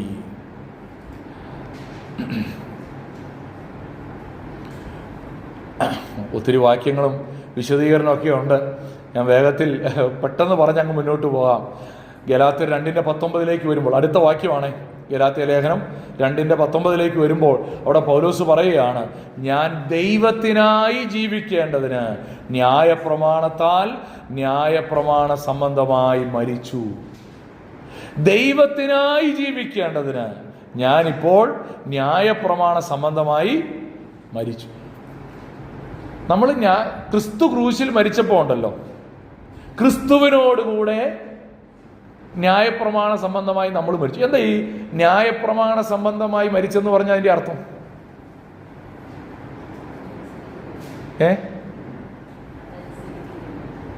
അതനുസരിക്കുന്നില്ല. ന്യായപ്രമാണ സംബന്ധമായി മരിച്ചു എന്ന് പറഞ്ഞാൽ അതിൻ്റെ അർത്ഥം ന്യായപ്രമാണം വിധിച്ച മരണശിക്ഷ അനുഭവിച്ചെന്നാണ് അതിൻ്റെ അർത്ഥം. ന്യായപ്രമാണം സംബന്ധിച്ച് മരിച്ചു. ഇന്ത്യൻ പീനൽ കോഡ് അനുസരിച്ച് ഒരാൾ മരിച്ചെന്ന് പറഞ്ഞാൽ അതിൻ്റെ അർത്ഥം ഇപ്പൊ ഇന്ത്യൻ പീനൽ കോഡല്ല അല്ലേ, ഭാരതീയ ന്യായ സംഹിത BNS ആണ്. BNS അനുസരിച്ച് ഒരാൾ മരിച്ചെന്ന് പറഞ്ഞാൽ, ഒരാളെ സപ്പോസ് ഒരു ക്രൂര കൃത്യം ചെയ്തു, അയാളെ കോടതി മരണശിക്ഷയ്ക്ക് വിധിച്ചു, BNS അനുസരിച്ച് അയാളെ തൂക്കിക്കൊന്നു എന്ന് വിചാരിക്കുക. അപ്പോൾ അയാളെ കുറിച്ച് പറയുന്നു അയാൾ BNS സംബന്ധമായി മരിച്ചു. ഇതുപോലെ ക്രിസ്തുവിന്റെ ക്രൂശു മരണം ന്യായപ്രമാണ സംബന്ധിയായ ഒരു മരണമാണ്. ന്യായപ്രമാണം പറയുന്നത് എന്താണ്? പാപത്തിന്റെ ശമ്പളം മരണമത്രേ, പാപം ചെയ്യുന്നവനെല്ലാം മരിക്കണം. ആ മരണശിക്ഷ എനിക്കും നിങ്ങൾക്കും വേണ്ടി ക്രിസ്തു ക്രൂശിൽ അനുഭവിച്ചു. ക്രിസ്തു ക്രൂശിൽ മരിച്ചപ്പോൾ ക്രിസ്തുവിനോടുകൂടെ ഞാനും നിങ്ങളും മരിച്ചു. അതുകൊണ്ടാണ് നമ്മുടെ പാപത്തിന് പരിഹാരം വന്നത്. ക്രിസ്തു എപ്പോൾ ക്രൂശിൽ മരിച്ചോ അപ്പോൾ തന്നെ നമ്മളും ക്രിസ്തുവിനോടുകൂടെ മരിച്ചു കഴിഞ്ഞു. പക്ഷെ നമ്മളത് റിയലൈസ് ചെയ്തില്ല. അത് നമ്മൾ എപ്പോഴാണ് റിയലൈസ് ചെയ്തത്? നമ്മൾ രക്ഷയുടെ അനുഭവത്തിലേക്കും ദൈവകൃപയിലേക്കൊക്കെ വന്നു കഴിയുമ്പോഴാണ് നമ്മളതിനെ തിരിച്ചറിയുന്നത്. നമ്മൾ യേശു ക്രിസ്തുവിൽ വിശ്വസിക്കുന്ന ആ നിമിഷത്തിൽ നമുക്കൊരു പുതിയ ഭൂതകാലം ഉണ്ടാവുക. ശരിക്കും നമ്മുടെ വിചാരം എന്നാ? ഇന്നു മുതൽ ഒരു പുതിയ ഭാവി എന്നാണ് നമ്മുടെ വിചാരം. അങ്ങനെയല്ല, ക്രിസ്തുവിൽ നമുക്ക് ഒരു ഭൂതകാലം കൂടെ ഉണ്ടാകുന്നു. അതുകൊണ്ടാണ് ക്രിസ്തു ക്രൂശിൽ മരിച്ചപ്പോൾ ക്രിസ്തുവിനോടുകൂടെ ഞാനും നിങ്ങളും മരിച്ചു. ഇത് പലപ്പോഴും നമ്മൾ തിരിച്ചറിയാറില്ല. ക്രിസ്തു ക്രൂശിൽ മരിച്ചപ്പോൾ ക്രിസ്തുവിനോടുകൂടെ ഞാനും നിങ്ങളും മരിച്ചു. അടക്കപ്പെട്ടു. ക്രിസ്തു അടക്കപ്പെട്ടപ്പോൾ നമ്മളും അടക്കപ്പെട്ടു. ക്രിസ്തു ഉയർത്തെഴുന്നേറ്റപ്പോൾ ക്രിസ്തുവിനോടുകൂടെ നമ്മളും ഉയർത്തെഴുന്നേറ്റു. നോക്കിയേ, ഒരു വാക്യം കാണിച്ചു തന്നിട്ട് ഞാൻ മുന്നോട്ട് പോകാം. റോമാലേഖനം 6-ാം അധ്യായം 10-11 വാക്യങ്ങളിൽ ഇങ്ങനെയാണ് നമ്മൾ വായിക്കുന്നത്: അവൻ മരിച്ചത്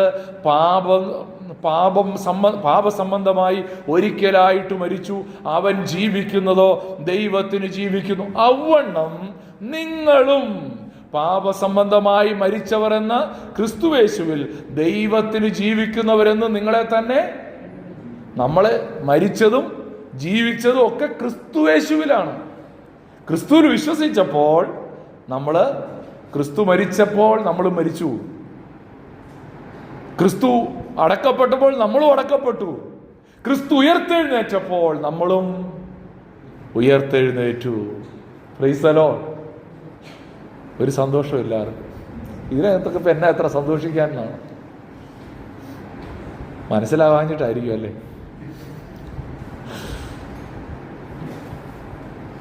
ക്രിസ്തു മരിച്ചപ്പോൾ നമ്മൾ മരിച്ചു. ഞാൻ എപ്പോഴും ഉപയോഗിക്കുന്ന ഉദാഹരണമാണ് ഈ കുഞ്ഞുങ്ങളുടെ ഫീസ് ഞാൻ സ്കൂളിൽ കൊണ്ടുപോയി അടച്ചു. അവരറിഞ്ഞില്ല. അപ്പോൾ അവർ സ്കൂളിലെ ഫീസ് അടയ്ക്കാത്തതിൻ്റെ വിഷമത്തിലിരിക്കുക. ക്ലാസ്സിൽ ടീച്ചർ വന്ന് ഫീസ് അടയ്ക്കാത്തവർ എഴുന്നേക്കാൻ പറഞ്ഞ് എഴുന്നേക്കണമല്ലോ എന്ന് ഓർത്ത് അവരിയ്ക്കുന്നത്. പക്ഷേ ഞാൻ എപ്പോഴും അടച്ചു, ഒരാഴ്ച മുമ്പേ അടച്ചു. പക്ഷെ അവരോട് പറയാൻ വിട്ടുപോയി. പക്ഷെ ഞാൻ അവരോട് പറയുകയാണ്, എടാ ഇന്ന ദിവസം ഞാൻ ഫീസ് അടച്ചായിരുന്നു. അവരറിഞ്ഞത് ഇപ്പോഴാന്നേ ഉള്ളൂ, പക്ഷെ എന്നടച്ചു. ഇതുപോലെ തന്നെയാണ് നമ്മളിത് സുവിശേഷം വിശ്വസിച്ച് രക്ഷിക്കപ്പെട്ടതൊക്കെ ഇപ്പോഴാ. പക്ഷെ എന്നാണ് എൻ്റെ പിഴ ഒടുക്കിയത്?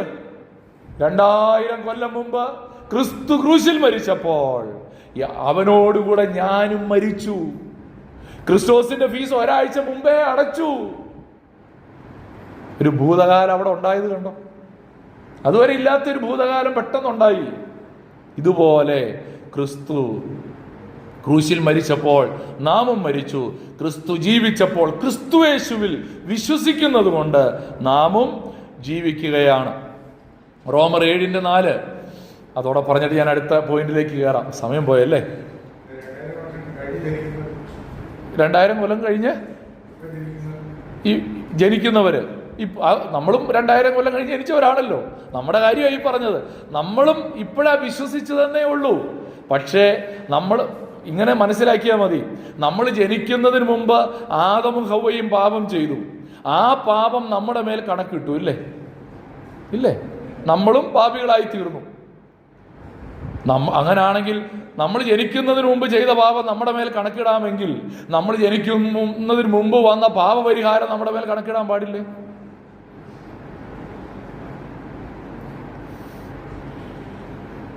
ആരുടെ വലിയ പുകയൊന്നും വരുന്ന ഞാൻ കാണുന്നില്ല. നമ്മുടെ പള്ളിയകത്ത് സ്മോക്ക് ഡിറ്റക്ഷൻ ഒന്നും വെച്ചിട്ടില്ല കേട്ടോ. മനസ്സിലാക്കാൻ ബുദ്ധിമുട്ടുണ്ടോ? ചിലപ്പോൾ ഈ ഇത്രയും വിശദമായിട്ടൊന്നും ആരും മെനക്കെട്ട് കാണുകയല്ല ഇത് പറഞ്ഞു തരാം. കാരണം ഇത് പറയണ്ടേ. ഓക്കെ,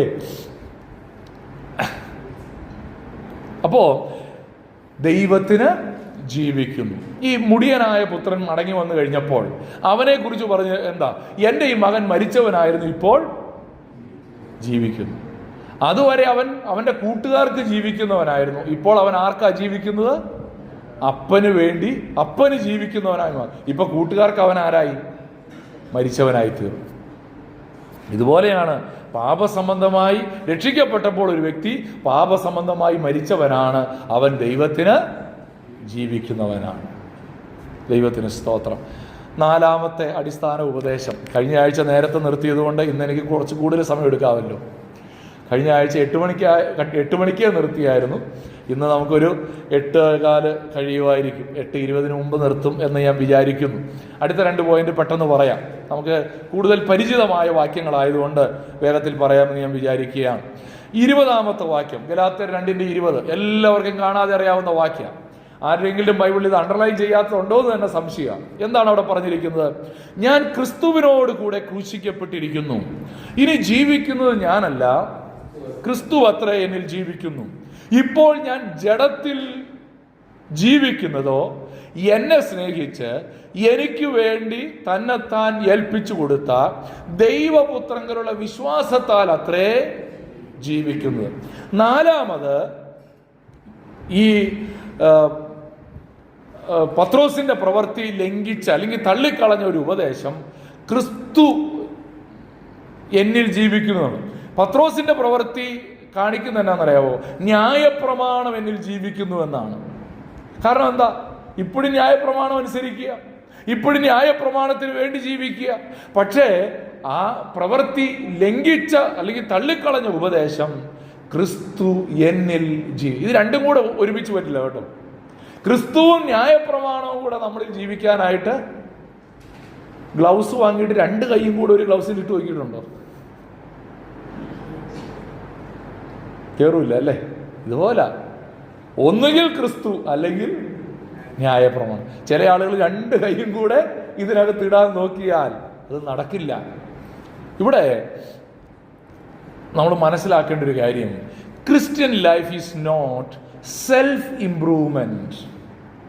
നമ്മൾ പല ആളുകളും ക്രിസ്തീയ ജീവിതത്തെ നോക്കിക്കാണുന്നൊരു കാര്യമാണ്, ഞാൻ ഇപ്പോൾ പഴയ ആളൊന്നും അല്ല, ഇച്ചിരി ഭേദപ്പെട്ടിട്ടുണ്ടെന്നാ അല്ലേ, ഞാൻ പഴയതിനേക്കാൾ ഇച്ചിരി ഭേദമാണ്. അയ്യോ, പഴയതിനേക്കാൾ ഭേദപ്പെട്ട പോലെ ജീവിക്കാനല്ല ദൈവം നിങ്ങൾ. പണ്ട് ഞാൻ ഭയങ്കര കുടിയനായിരുന്നു, ഇപ്പൊ ചെറിയ കുടിയൻ. അതല്ല, പണ്ട് ഞാൻ വലിയ വലിയ കള്ളമൊക്കെ പറയാറുന്നു, ഇപ്പൊ അത്യാവശ്യത്തിനേ കള്ളം പറയുള്ളൂ. ഇത് സെൽഫ് ഇംപ്രൂവ്മെന്റ് ആണ്. നമുക്ക് സംഭവിക്കുന്നത് സെൽഫ് ഇംപ്രൂവ്മെന്റ് അല്ല, it is Christ living in us. ക്രിസ്തു ആണ് എന്നിൽ ജീവിക്കുന്നത്. ആ ഗ്ലൗസിൽ നിന്ന് പഴയ കൈ ഇങ്ങ് എടുത്തിട്ടെ ക്രിസ്തു ആണ് അതിനകത്തേക്ക് കയറുന്നത്. മനസ്സിലാവുന്നുണ്ടോ? കൈ മാറി. ആ പഴയ കൈ ഒന്ന് സ്ട്രോങ് ആക്കുകയല്ല ജിമ്മിലൊക്കെ പോയി, പിന്നെന്ത് ചെയ്യുക? ആ കൈ ഇങ്ങ് മാറ്റിയിട്ട് ഗ്ലൗസിനകത്ത് പുതിയ കൈയായി. ക്രിസ്തു എന്നിൽ ജീവിക്കുന്നു. ഞാനല്ല എന്നാ പറയുന്നത് അല്ലേ? ഞാനല്ല, ഇനി ആരാ? ക്രിസ്തു അത്രേ എന്നിൽ ജീവിക്കുന്നത്. ഇവിടെ ഞാൻ ക്രിസ്തുവിനോട് കൂടെ ക്രൂശിക്കപ്പെട്ടിരിക്കുന്നു എന്ന് പറയുമ്പോൾ അവിടെ നമ്മിലെ പാപ മനുഷ്യൻ, പഴയ മനുഷ്യൻ മരിച്ചു എന്നാണ് അതിൻ്റെ അർത്ഥം. പഴയ മനുഷ്യൻ മരിച്ചു. ഏതാ ഈ പഴയ മനുഷ്യൻ? പഴയ മനുഷ്യൻ എന്ന് പറയുമ്പോൾ നമ്മുടെ വിചാരം എന്നാണെന്നറിയാവോ? നമ്മുടെ കയ്യും കണ്ണുമൊന്നുമല്ല, നമ്മളിലെ ആ പാപ സ്വഭാവത്തെ പറയാൻ വേണ്ടി ഉപയോഗിക്കുന്ന വാക്കാണ് പഴയ മനുഷ്യൻ. നമ്മളിലെ ആ പാപ സ്വഭാവം, ഞാൻ ക്രിസ്തുവിനോടുകൂടെ ക്രൂശിക്കപ്പെടും. കൊലോസ്യ ലേഖനത്തിലാണ് ആ വാക്ക് കൂടുതൽ വരുന്നത്. പഴയ മനുഷ്യനെ അവന്റെ പ്രവൃത്തികളോടുകൂടെ ഉരിഞ്ഞു കളക എന്നൊക്കെ പറയുന്നത്. അപ്പൊ ആ പഴയ മനുഷ്യൻ, ജഡം എന്നൊക്കെ അവിടെ പറയുന്നത് ഒരുവനിലെ പാപ സ്വഭാവത്തെയാണ്, സിൻഫുൾ നേച്ചർ. മാത്രമല്ല അവിടെ പറയുന്നൊരു കാര്യം ഇതാണ്, the Christian life is not lived by human strength but by Christ's life within us through the Holy Spirit. ആ ഗ്ലൗസിൽ നമ്മൾ ക്രിസ്തീയ ജീവിതം എന്ന് പറയുന്ന ഗ്ലൗസ് ഉണ്ടല്ലോ, അതിനകത്ത് ഇനി ഞാൻ കയറിയാൽ അതിനൊരു ബലം ഉണ്ടാവില്ല. ഈ ഗ്ലൗസ് ഇടുമ്പോൾ നിങ്ങൾ ശ്രദ്ധിച്ചിട്ടുണ്ടെങ്കിൽ മനസ്സിലാവും, ചിലപ്പോൾ ഈ നമ്മുടെ അവസാനത്തെ 2 വിരലും കൂടെ ഒരെണ്ണത്തിലേക്ക് കയറും. അപ്പോൾ ഈ ഇടയ്ക്കൊരു സാധനം ഇങ്ങനെ തളർന്നു കിടപ്പുണ്ടാവും അല്ലേ. ഇതുപോലാണ് അനേകരുടെയും ക്രിസ്തീയ ജീവിതം. നമ്മൾ എങ്ങനെയൊക്കെ കയറാൻ നോക്കിയാൽ ഇത് സ്ട്രോങ് ആവില്ല. ക്രിസ്തീയ ജീവിതം ബലപ്പെടണമെന്നുണ്ടെങ്കിൽ അത് നമ്മളല്ല അതിനകത്ത് നിറയേണ്ടതും സെൽഫ് ഇംപ്രൂവ്ഡ് ആവേണ്ടതും. നമ്മൾ ക്രൂശിക്കപ്പെട്ടു, മരിച്ചു, ക്രിസ്തു അത്രേ എന്ന് പറയുമ്പോൾ മാത്രമേ അവിടെ ആ ബലപ്പെടല് കാണുവാനായിട്ട് കഴിയുകയുള്ളൂ. പ്രിയപ്പെട്ടവരെ, ഇന്ന് നമ്മുടെ ജീവിതത്തെ ഒന്ന് പരിശോധിച്ചാൽ നമ്മളിൽ ക്രിസ്തു ആണോ അതോ ഞാൻ തന്നെയാണോ? ക്രിസ്തു നമ്മുടെ വീട്ടിലെ ഗസ്റ്റ് ആണോ അതോ ക്രിസ്തു എബൈഡ് ചെയ്യുകയാണോ? നമ്മുടെ വീട്ടിൽ ഒരാൾ ഗസ്റ്റ് വന്നാലേ, അപ്പം ഞാനൊക്കെ ഒത്തിരി വീട്ടിൽ പോയി ഗസ്റ്റായിട്ട് താമസിക്കുന്ന ആളാണ്. അപ്പോൾ ചെല്ലുമ്പോൾ തന്നെ ഇതാ ഈ റൂമാകട്ടോ, അപ്പോൾ നമ്മളെ ആ മുറി കൊണ്ടുപോയി ഒതുക്കും. നമ്മൾ ആ മുറി കയറി പിന്നെ നമ്മൾ പരമാവധി എവിടെയൊക്കെ പോകുമെന്നറിയാമോ, ആ മുറിയിൽ നിന്ന് ഇറങ്ങും, ഭക്ഷണം കഴിക്കുന്ന മേശ കിടക്കുന്ന അവിടം വരെ വരും, തിരിച്ച് നമുക്ക് തന്ന മുറിയിൽ പോകും. ഇത് ഗസ്റ്റിൻ്റെ ഗതികേടാണ്. പക്ഷേ എൻ്റെ സ്വന്തം വീട്ടിൽ അങ്ങനാണോ? എൻ്റെ സ്വന്തം വീട്ടിൽ ഞാൻ എൻ്റെ മുറിയിൽ കയറും, മക്കൾ കിടക്കുന്ന റൂമിൽ കയറും, അടുക്കളയിൽ കയറും, അത്യാവശ്യം ഉണ്ട്. അപ്പോൾ ജിബി ഇവിടെ ഇല്ലാത്തതുകൊണ്ട് എനിക്ക് പറയാം. ഞാൻ പറഞ്ഞത്, നമ്മുടെ വീട്ടിലാണ് നമ്മൾ വസിക്കുന്നത്, എബൈഡ് ചെയ്യുന്നത്. മറ്റുള്ളയിടത്തൊക്കെ നമ്മൾ ഗസ്റ്റിനെ പോലെ. ക്രിസ്തു നമ്മിൽ വസിക്കുകയാണോ ഗസ്റ്റാണോ? ഗസ്റ്റ് ആണെങ്കിൽ പുള്ളിക്ക് അത്യാവശ്യം പ്രാർത്ഥിക്കുമ്പോൾ ഒരു ചെറിയ സ്വാധീനമുണ്ട്. അല്ലെങ്കിൽ പിന്നെ അടങ്ങി ആ മൂലയിൽ പോയി ഇരുന്നോണം. ഞങ്ങളുടെ ജീവന കാര്യങ്ങളിലൊന്നും ഇടപെടാൻ വന്നേക്കരുത്. ഇതാണ് പറയുന്നത്. പ്രിയപ്പെട്ടവരെ, നമ്മുടെ ജീവിതത്തെ ഒന്ന് ശാന്തമായി പരിശോധിച്ചാൽ നമുക്ക് ഈ ഒരു വലിയ യാഥാർത്ഥ്യം മനസ്സിലാക്കുവാനായിട്ട് സാധിക്കും. 3ാമത് ആ വാക്യം പറയുന്നൊരു കാര്യം, ഞാൻ 4 ബുള്ളറ്റ് ഇട്ടേക്കണേൽ 1ാമത്തെ ബുള്ളറ്റ് ഞാൻ ഇൻട്രൊഡക്ഷൻ പോലെ ഇട്ടിരിക്കുന്നത്. ബാക്കി 3 കാര്യങ്ങൾ ആ വാക്യത്തിൻ്റെ 3 എക്സ്പ്ലനേഷൻസ് ആകട്ടോ. ഞാനത് 1, 2, 3 ഇടാൻ മറന്നുപോയി. 3ാമത്തെ ഒരു കാര്യം, the driving force of Christian living. ക്രിസ്തീയ ജീവിതത്തെ മുന്നോട്ട് കൊണ്ടുപോകുന്ന എന്താണ്? ഈ വിശുദ്ധ ജീവിതം നയിക്കണമെന്ന് തോന്നുന്നതിൻ്റെ കാര്യം എന്നാ? സുവിശേഷം അറിയിക്കണമെന്ന് തോന്നുന്നതിൻ്റെ കാര്യം എന്നാ? വേദപുസ്തകം വായിക്കണമെന്ന് തോന്നുന്നതിൻ്റെ കാര്യം എന്നാ? പ്രാർത്ഥിക്കണമെന്ന് തോന്നുന്നതിൻ്റെ കാര്യം എന്നാ?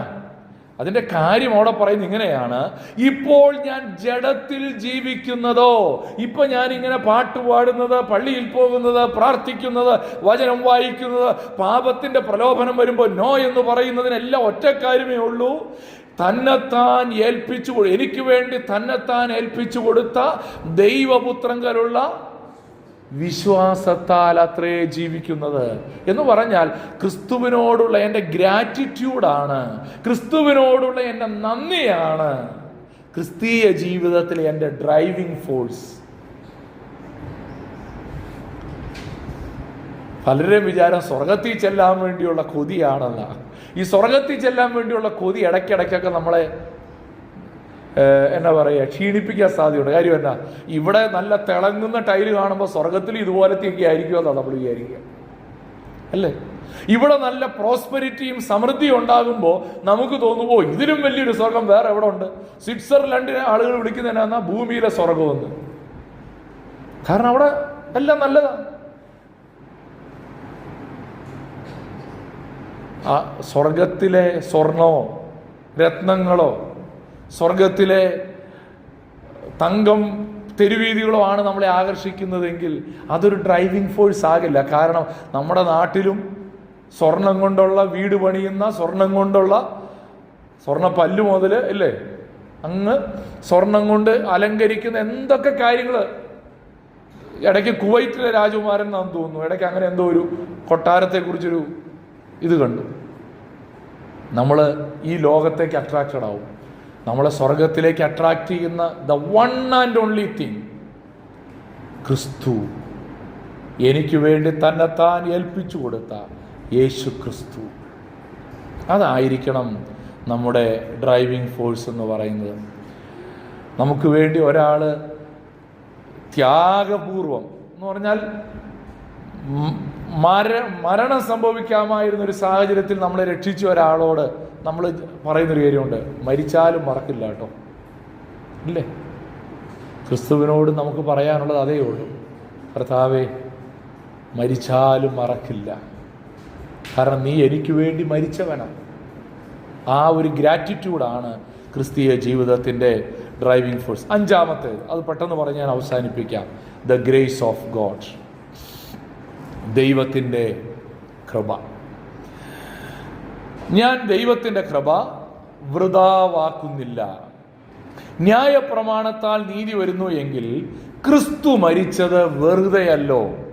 പത്രോസിന്റെ ആ പ്രവൃത്തി വൃഥാവാക്കുന്ന ഒരു കാര്യം ദൈവത്തിൻ്റെ കൃപയെ വൃഥാവാക്കി കളയുക. പ്രവൃത്തിയാലാണ് രക്ഷയെങ്കിൽ, പരിച്ഛേദനയാലാണ് രക്ഷയെങ്കിൽ, കൃപ വെറുതെയായിപ്പോയി. ഇവിടെ ഈ പരിച്ഛേദനക്കാർ ചെയ്തൊരു കാര്യം, കൃപയും ന്യായപ്രമാണം കൂടെ മിക്സ് ചെയ്യും. കൃപയുണ്ടോ എന്ന് ചോദിച്ചാൽ കൃപയുണ്ട്, പക്ഷെ കൃപ മാത്രം മതിയോ എന്ന് ചോദിച്ചാൽ പോരാ. എന്ന് പറഞ്ഞാൽ കൃപയ്ക്കൊരു ബലക്കുറവുണ്ടെന്ന് അവർക്ക് തോന്നുക. അതിൻ്റെ കൂടെ എന്തും കൂടെ ചേർക്കണം. അവർ കണ്ടത് കോൺക്രീറ്റ് ചെയ്യുമ്പോൾ ഇടയ്ക്ക് കമ്പി ഇടുന്ന പോലെ അവർ എന്ത് ചെയ്തു, കോൺക്രീറ്റ് മാത്രമായ ബലം കുറവാണ്, അതുകൊണ്ട് എന്ത് ചെയ്യണം, കമ്പിയും കൂടെ ഇടയ്ക്ക് വെക്കണം. അങ്ങനെ വരുമ്പോഴാണ് ബലം വാർക്കയ്ക്ക് വരും. ഇതുപോലെയാണ് ദൈവകൃപയെ അവർ കണ്ടത്. എന്ന് പറഞ്ഞാൽ സ്വയം നിൽക്കാൻ കഴിവില്ലാത്ത എന്തോ ഒന്നായിട്ട് ദൈവകൃപയെ കണ്ടു. അങ്ങനെ ദൈവകൃപയെ കണ്ടു കഴിഞ്ഞപ്പോൾ എന്ത് സംഭവിച്ചു? അവരതിൻ്റെ കൂടെ മിക്സിങ് തുടങ്ങി. പ്രിയപ്പെട്ടവരെ, ആ മിക്സിങ് വാസ്തവത്തിൽ സുവിശേഷത്തെ ദ്രവിപ്പിക്കുകയേ ഉള്ളൂ, സുവിശേഷത്തെ ബലഹീനമാക്കുകയേ ഉള്ളൂ. കൃപയോടുകൂടെ ഒന്നും ചേർക്കുവാനായിട്ട് പാടില്ല. To go back to the law means to set aside the grace of God. നമ്മൾ പിന്നെയും പരിച്ഛേദനയിലേക്ക് മടങ്ങിപ്പോയാൽ, നമ്മൾ പിന്നെയും ന്യായപ്രമാണത്തിലേക്ക് മടങ്ങിപ്പോയാൽ നമ്മൾ ദൈവകൃപയെ മാറ്റിവെക്കുന്നവരാണ്. നമ്മളൊരിക്കലും മറക്കരുത്. എഫേസ്യർ 2:8 എന്താ പറയുന്നത്? കൃപയാലല്ലോ നിങ്ങൾ വിശ്വാസം മൂലം രക്ഷിക്കപ്പെട്ടിരിക്കുന്നത്, അതിനും നിങ്ങൾ കാരണമല്ല, ദൈവത്തിൻ്റെ ദാനമത്രേയാകുന്നു. നമ്മൾ ഇവിടെ സംഭവിക്കേണ്ട ഒരു കാര്യം എന്നാണെന്നറിയാവോ? നമ്മുടെ പ്രവൃത്തികളെ മാറ്റി വെച്ചിട്ട് ദൈവകൃപയെ കാണാൻ കഴിയണം. നമ്മൾ പലപ്പോഴും നമ്മുടെ പ്രവൃത്തികളാൽ ദൈവകൃപയെ മാറ്റിവെക്കുന്നവരാണ് എന്നുള്ളതാണ്. ഞാൻ അവസാനിപ്പിക്കട്ടെ. Law says do, grace says done. ന്യായപ്രമാണം പറയുന്നു ഇത് ചെയ്യ, അത് ചെയ്യ, ഇതും കൂടെ ചെയ്യ. പക്ഷെ ദൈവകൃപ എന്നാ പറയുന്നതെന്ന് അറിയാവോ? എല്ലാം ചെയ്തു കഴിഞ്ഞു. ക്രിസ്തു നിന്റെ പാപത്തിന്റെ പരിഹാരത്തിന് വേണ്ടത്, നിന്റെ രക്ഷയ്ക്ക് വേണ്ടത് ക്രിസ്തു പൂർണ്ണമായും ചെയ്തു കഴിഞ്ഞു. യോഹന്നാൻ 19:30 നമ്മൾ വായിക്കുന്നു, കർത്താവ് പറഞ്ഞ ഒരു കാര്യമുണ്ട്, നിവൃത്തിയായി, ടെറ്റ്ലസ്റ്റായി, നിവൃത്തിയായി. നിങ്ങളുടെ പാപത്തിൻ്റെ പരിഹാരത്തിന് വേണ്ടി ഇനി ഒരു ഫിനിഷിംഗ് ടച്ചിൻ്റെ പോലും ആവശ്യമില്ല, ഒരു ഫൈനൽ ടച്ചിൻ്റെ പോലും ആവശ്യമില്ല. ഐ ഹാവ് ഡൺ എവറിത്തിങ്, എല്ലാം ഞാൻ നിവർത്തിച്ചു കഴിഞ്ഞു. Law says there is a difference, grace says there is no difference. ന്യായപ്രമാണം പറയുന്നത് എന്താണ്? ഇത് ചെയ്യുന്നവനും ചെയ്യാത്തവരും തമ്മിലുള്ള വ്യത്യാസം. പരിച്ഛേദനക്കാരനും പരിച്ഛേദനക്കാരല്ലാത്തവരും തമ്മിലുള്ള വ്യത്യാസം. പക്ഷെ ദൈവകൃപ എന്താ പറയുന്നതെന്ന് അറിയാമോ? There is no difference. നിങ്ങൾ ന്യായപ്രമാണം അനുഷ്ഠിക്കുന്നവനും അനുഷ്ഠിക്കാത്തവനും എന്ന വ്യത്യാസമില്ല. ക്രിസ്തു എല്ലാം ചെയ്തു തീർത്തു എന്നുള്ളതാണ്. നിങ്ങൾക്ക് ആരെങ്കിലും ഒരാളെ ഒരു 10 ലക്ഷത്തിൻ്റെ കാർ ഗിഫ്റ്റായിട്ട് തന്നെന്ന് കരുതുക. അപ്പം നമ്മൾ പറയുക, ഞാനൊരു 500 രൂപ തന്നോട്ടെ. നമ്മൾ അങ്ങോട്ട് പറയാം 10 ലക്ഷത്തിൻ്റെ കാർ ഒരാൾ ഇങ്ങോട്ട് തന്നപ്പോൾ ഞാൻ പറയാം എൻ്റെ വക ഒരു 500 ഇരിക്കട്ടെ.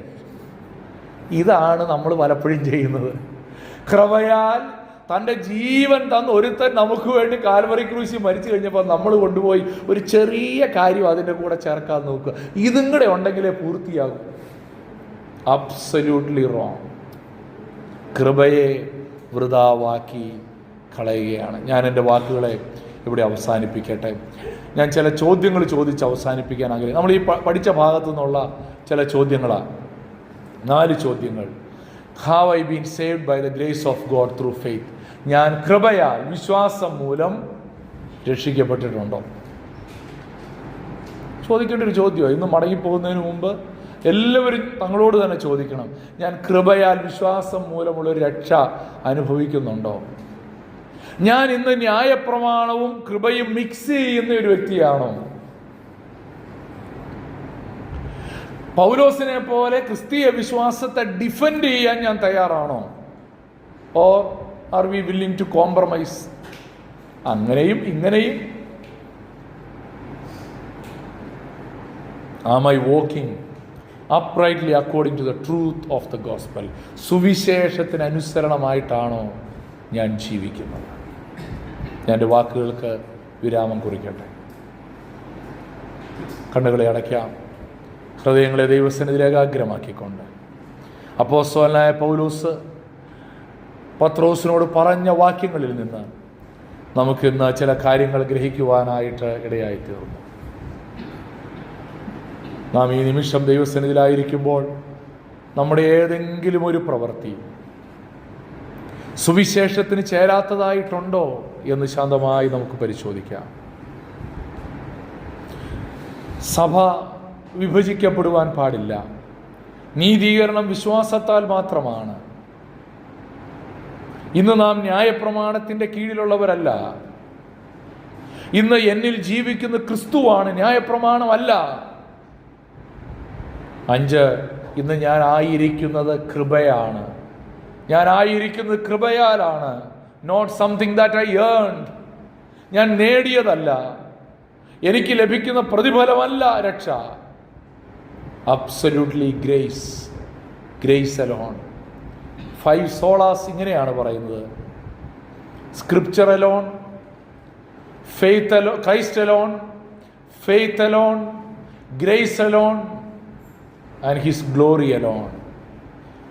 നമ്മുടെ എല്ലാ വിശ്വാസത്തിൻ്റെയും ആധാരം തിരുവഴുത്തുകൾ മാത്രമാണ്. 66 പുസ്തകങ്ങൾ അടങ്ങിയ ദൈവവചനമാണ് എൻ്റെ വിശ്വാസത്തിൻ്റെ ആധാരം. 2, വിശ്വാസത്താൽ മാത്രമാണ് രക്ഷ. 3, ക്രിസ്തുവിലൂടെ മാത്രമാണ് രക്ഷ. കൃപയാൽ മാത്രമാണ് രക്ഷ. 5, എൻ്റെ ജീവിതത്തിനൊറ്റ ഉദ്ദേശമേ ഉള്ളൂ: ഹിസ് ഗ്ലോറി എലോൺ. ക്രിസ്തുവിൻ്റെ മഹത്വം. ജീവിക്കുന്നത് ഞാനല്ല, ക്രിസ്തു അത്രേ എന്നിൽ ജീവിക്കുന്നത്. നമ്മുടെ ഓരോ വാക്കുകളും നമ്മുടെ ഓരോ പ്രവൃത്തിയും അതിൽ ക്രിസ്തു ജീവിക്കട്ടെ. നമ്മെ തന്നെ ദൈവകരങ്ങളിൽ സമർപ്പിച്ചുകൊണ്ട് ഈ സമയത്ത് നമുക്ക് പ്രാർത്ഥിക്കാം.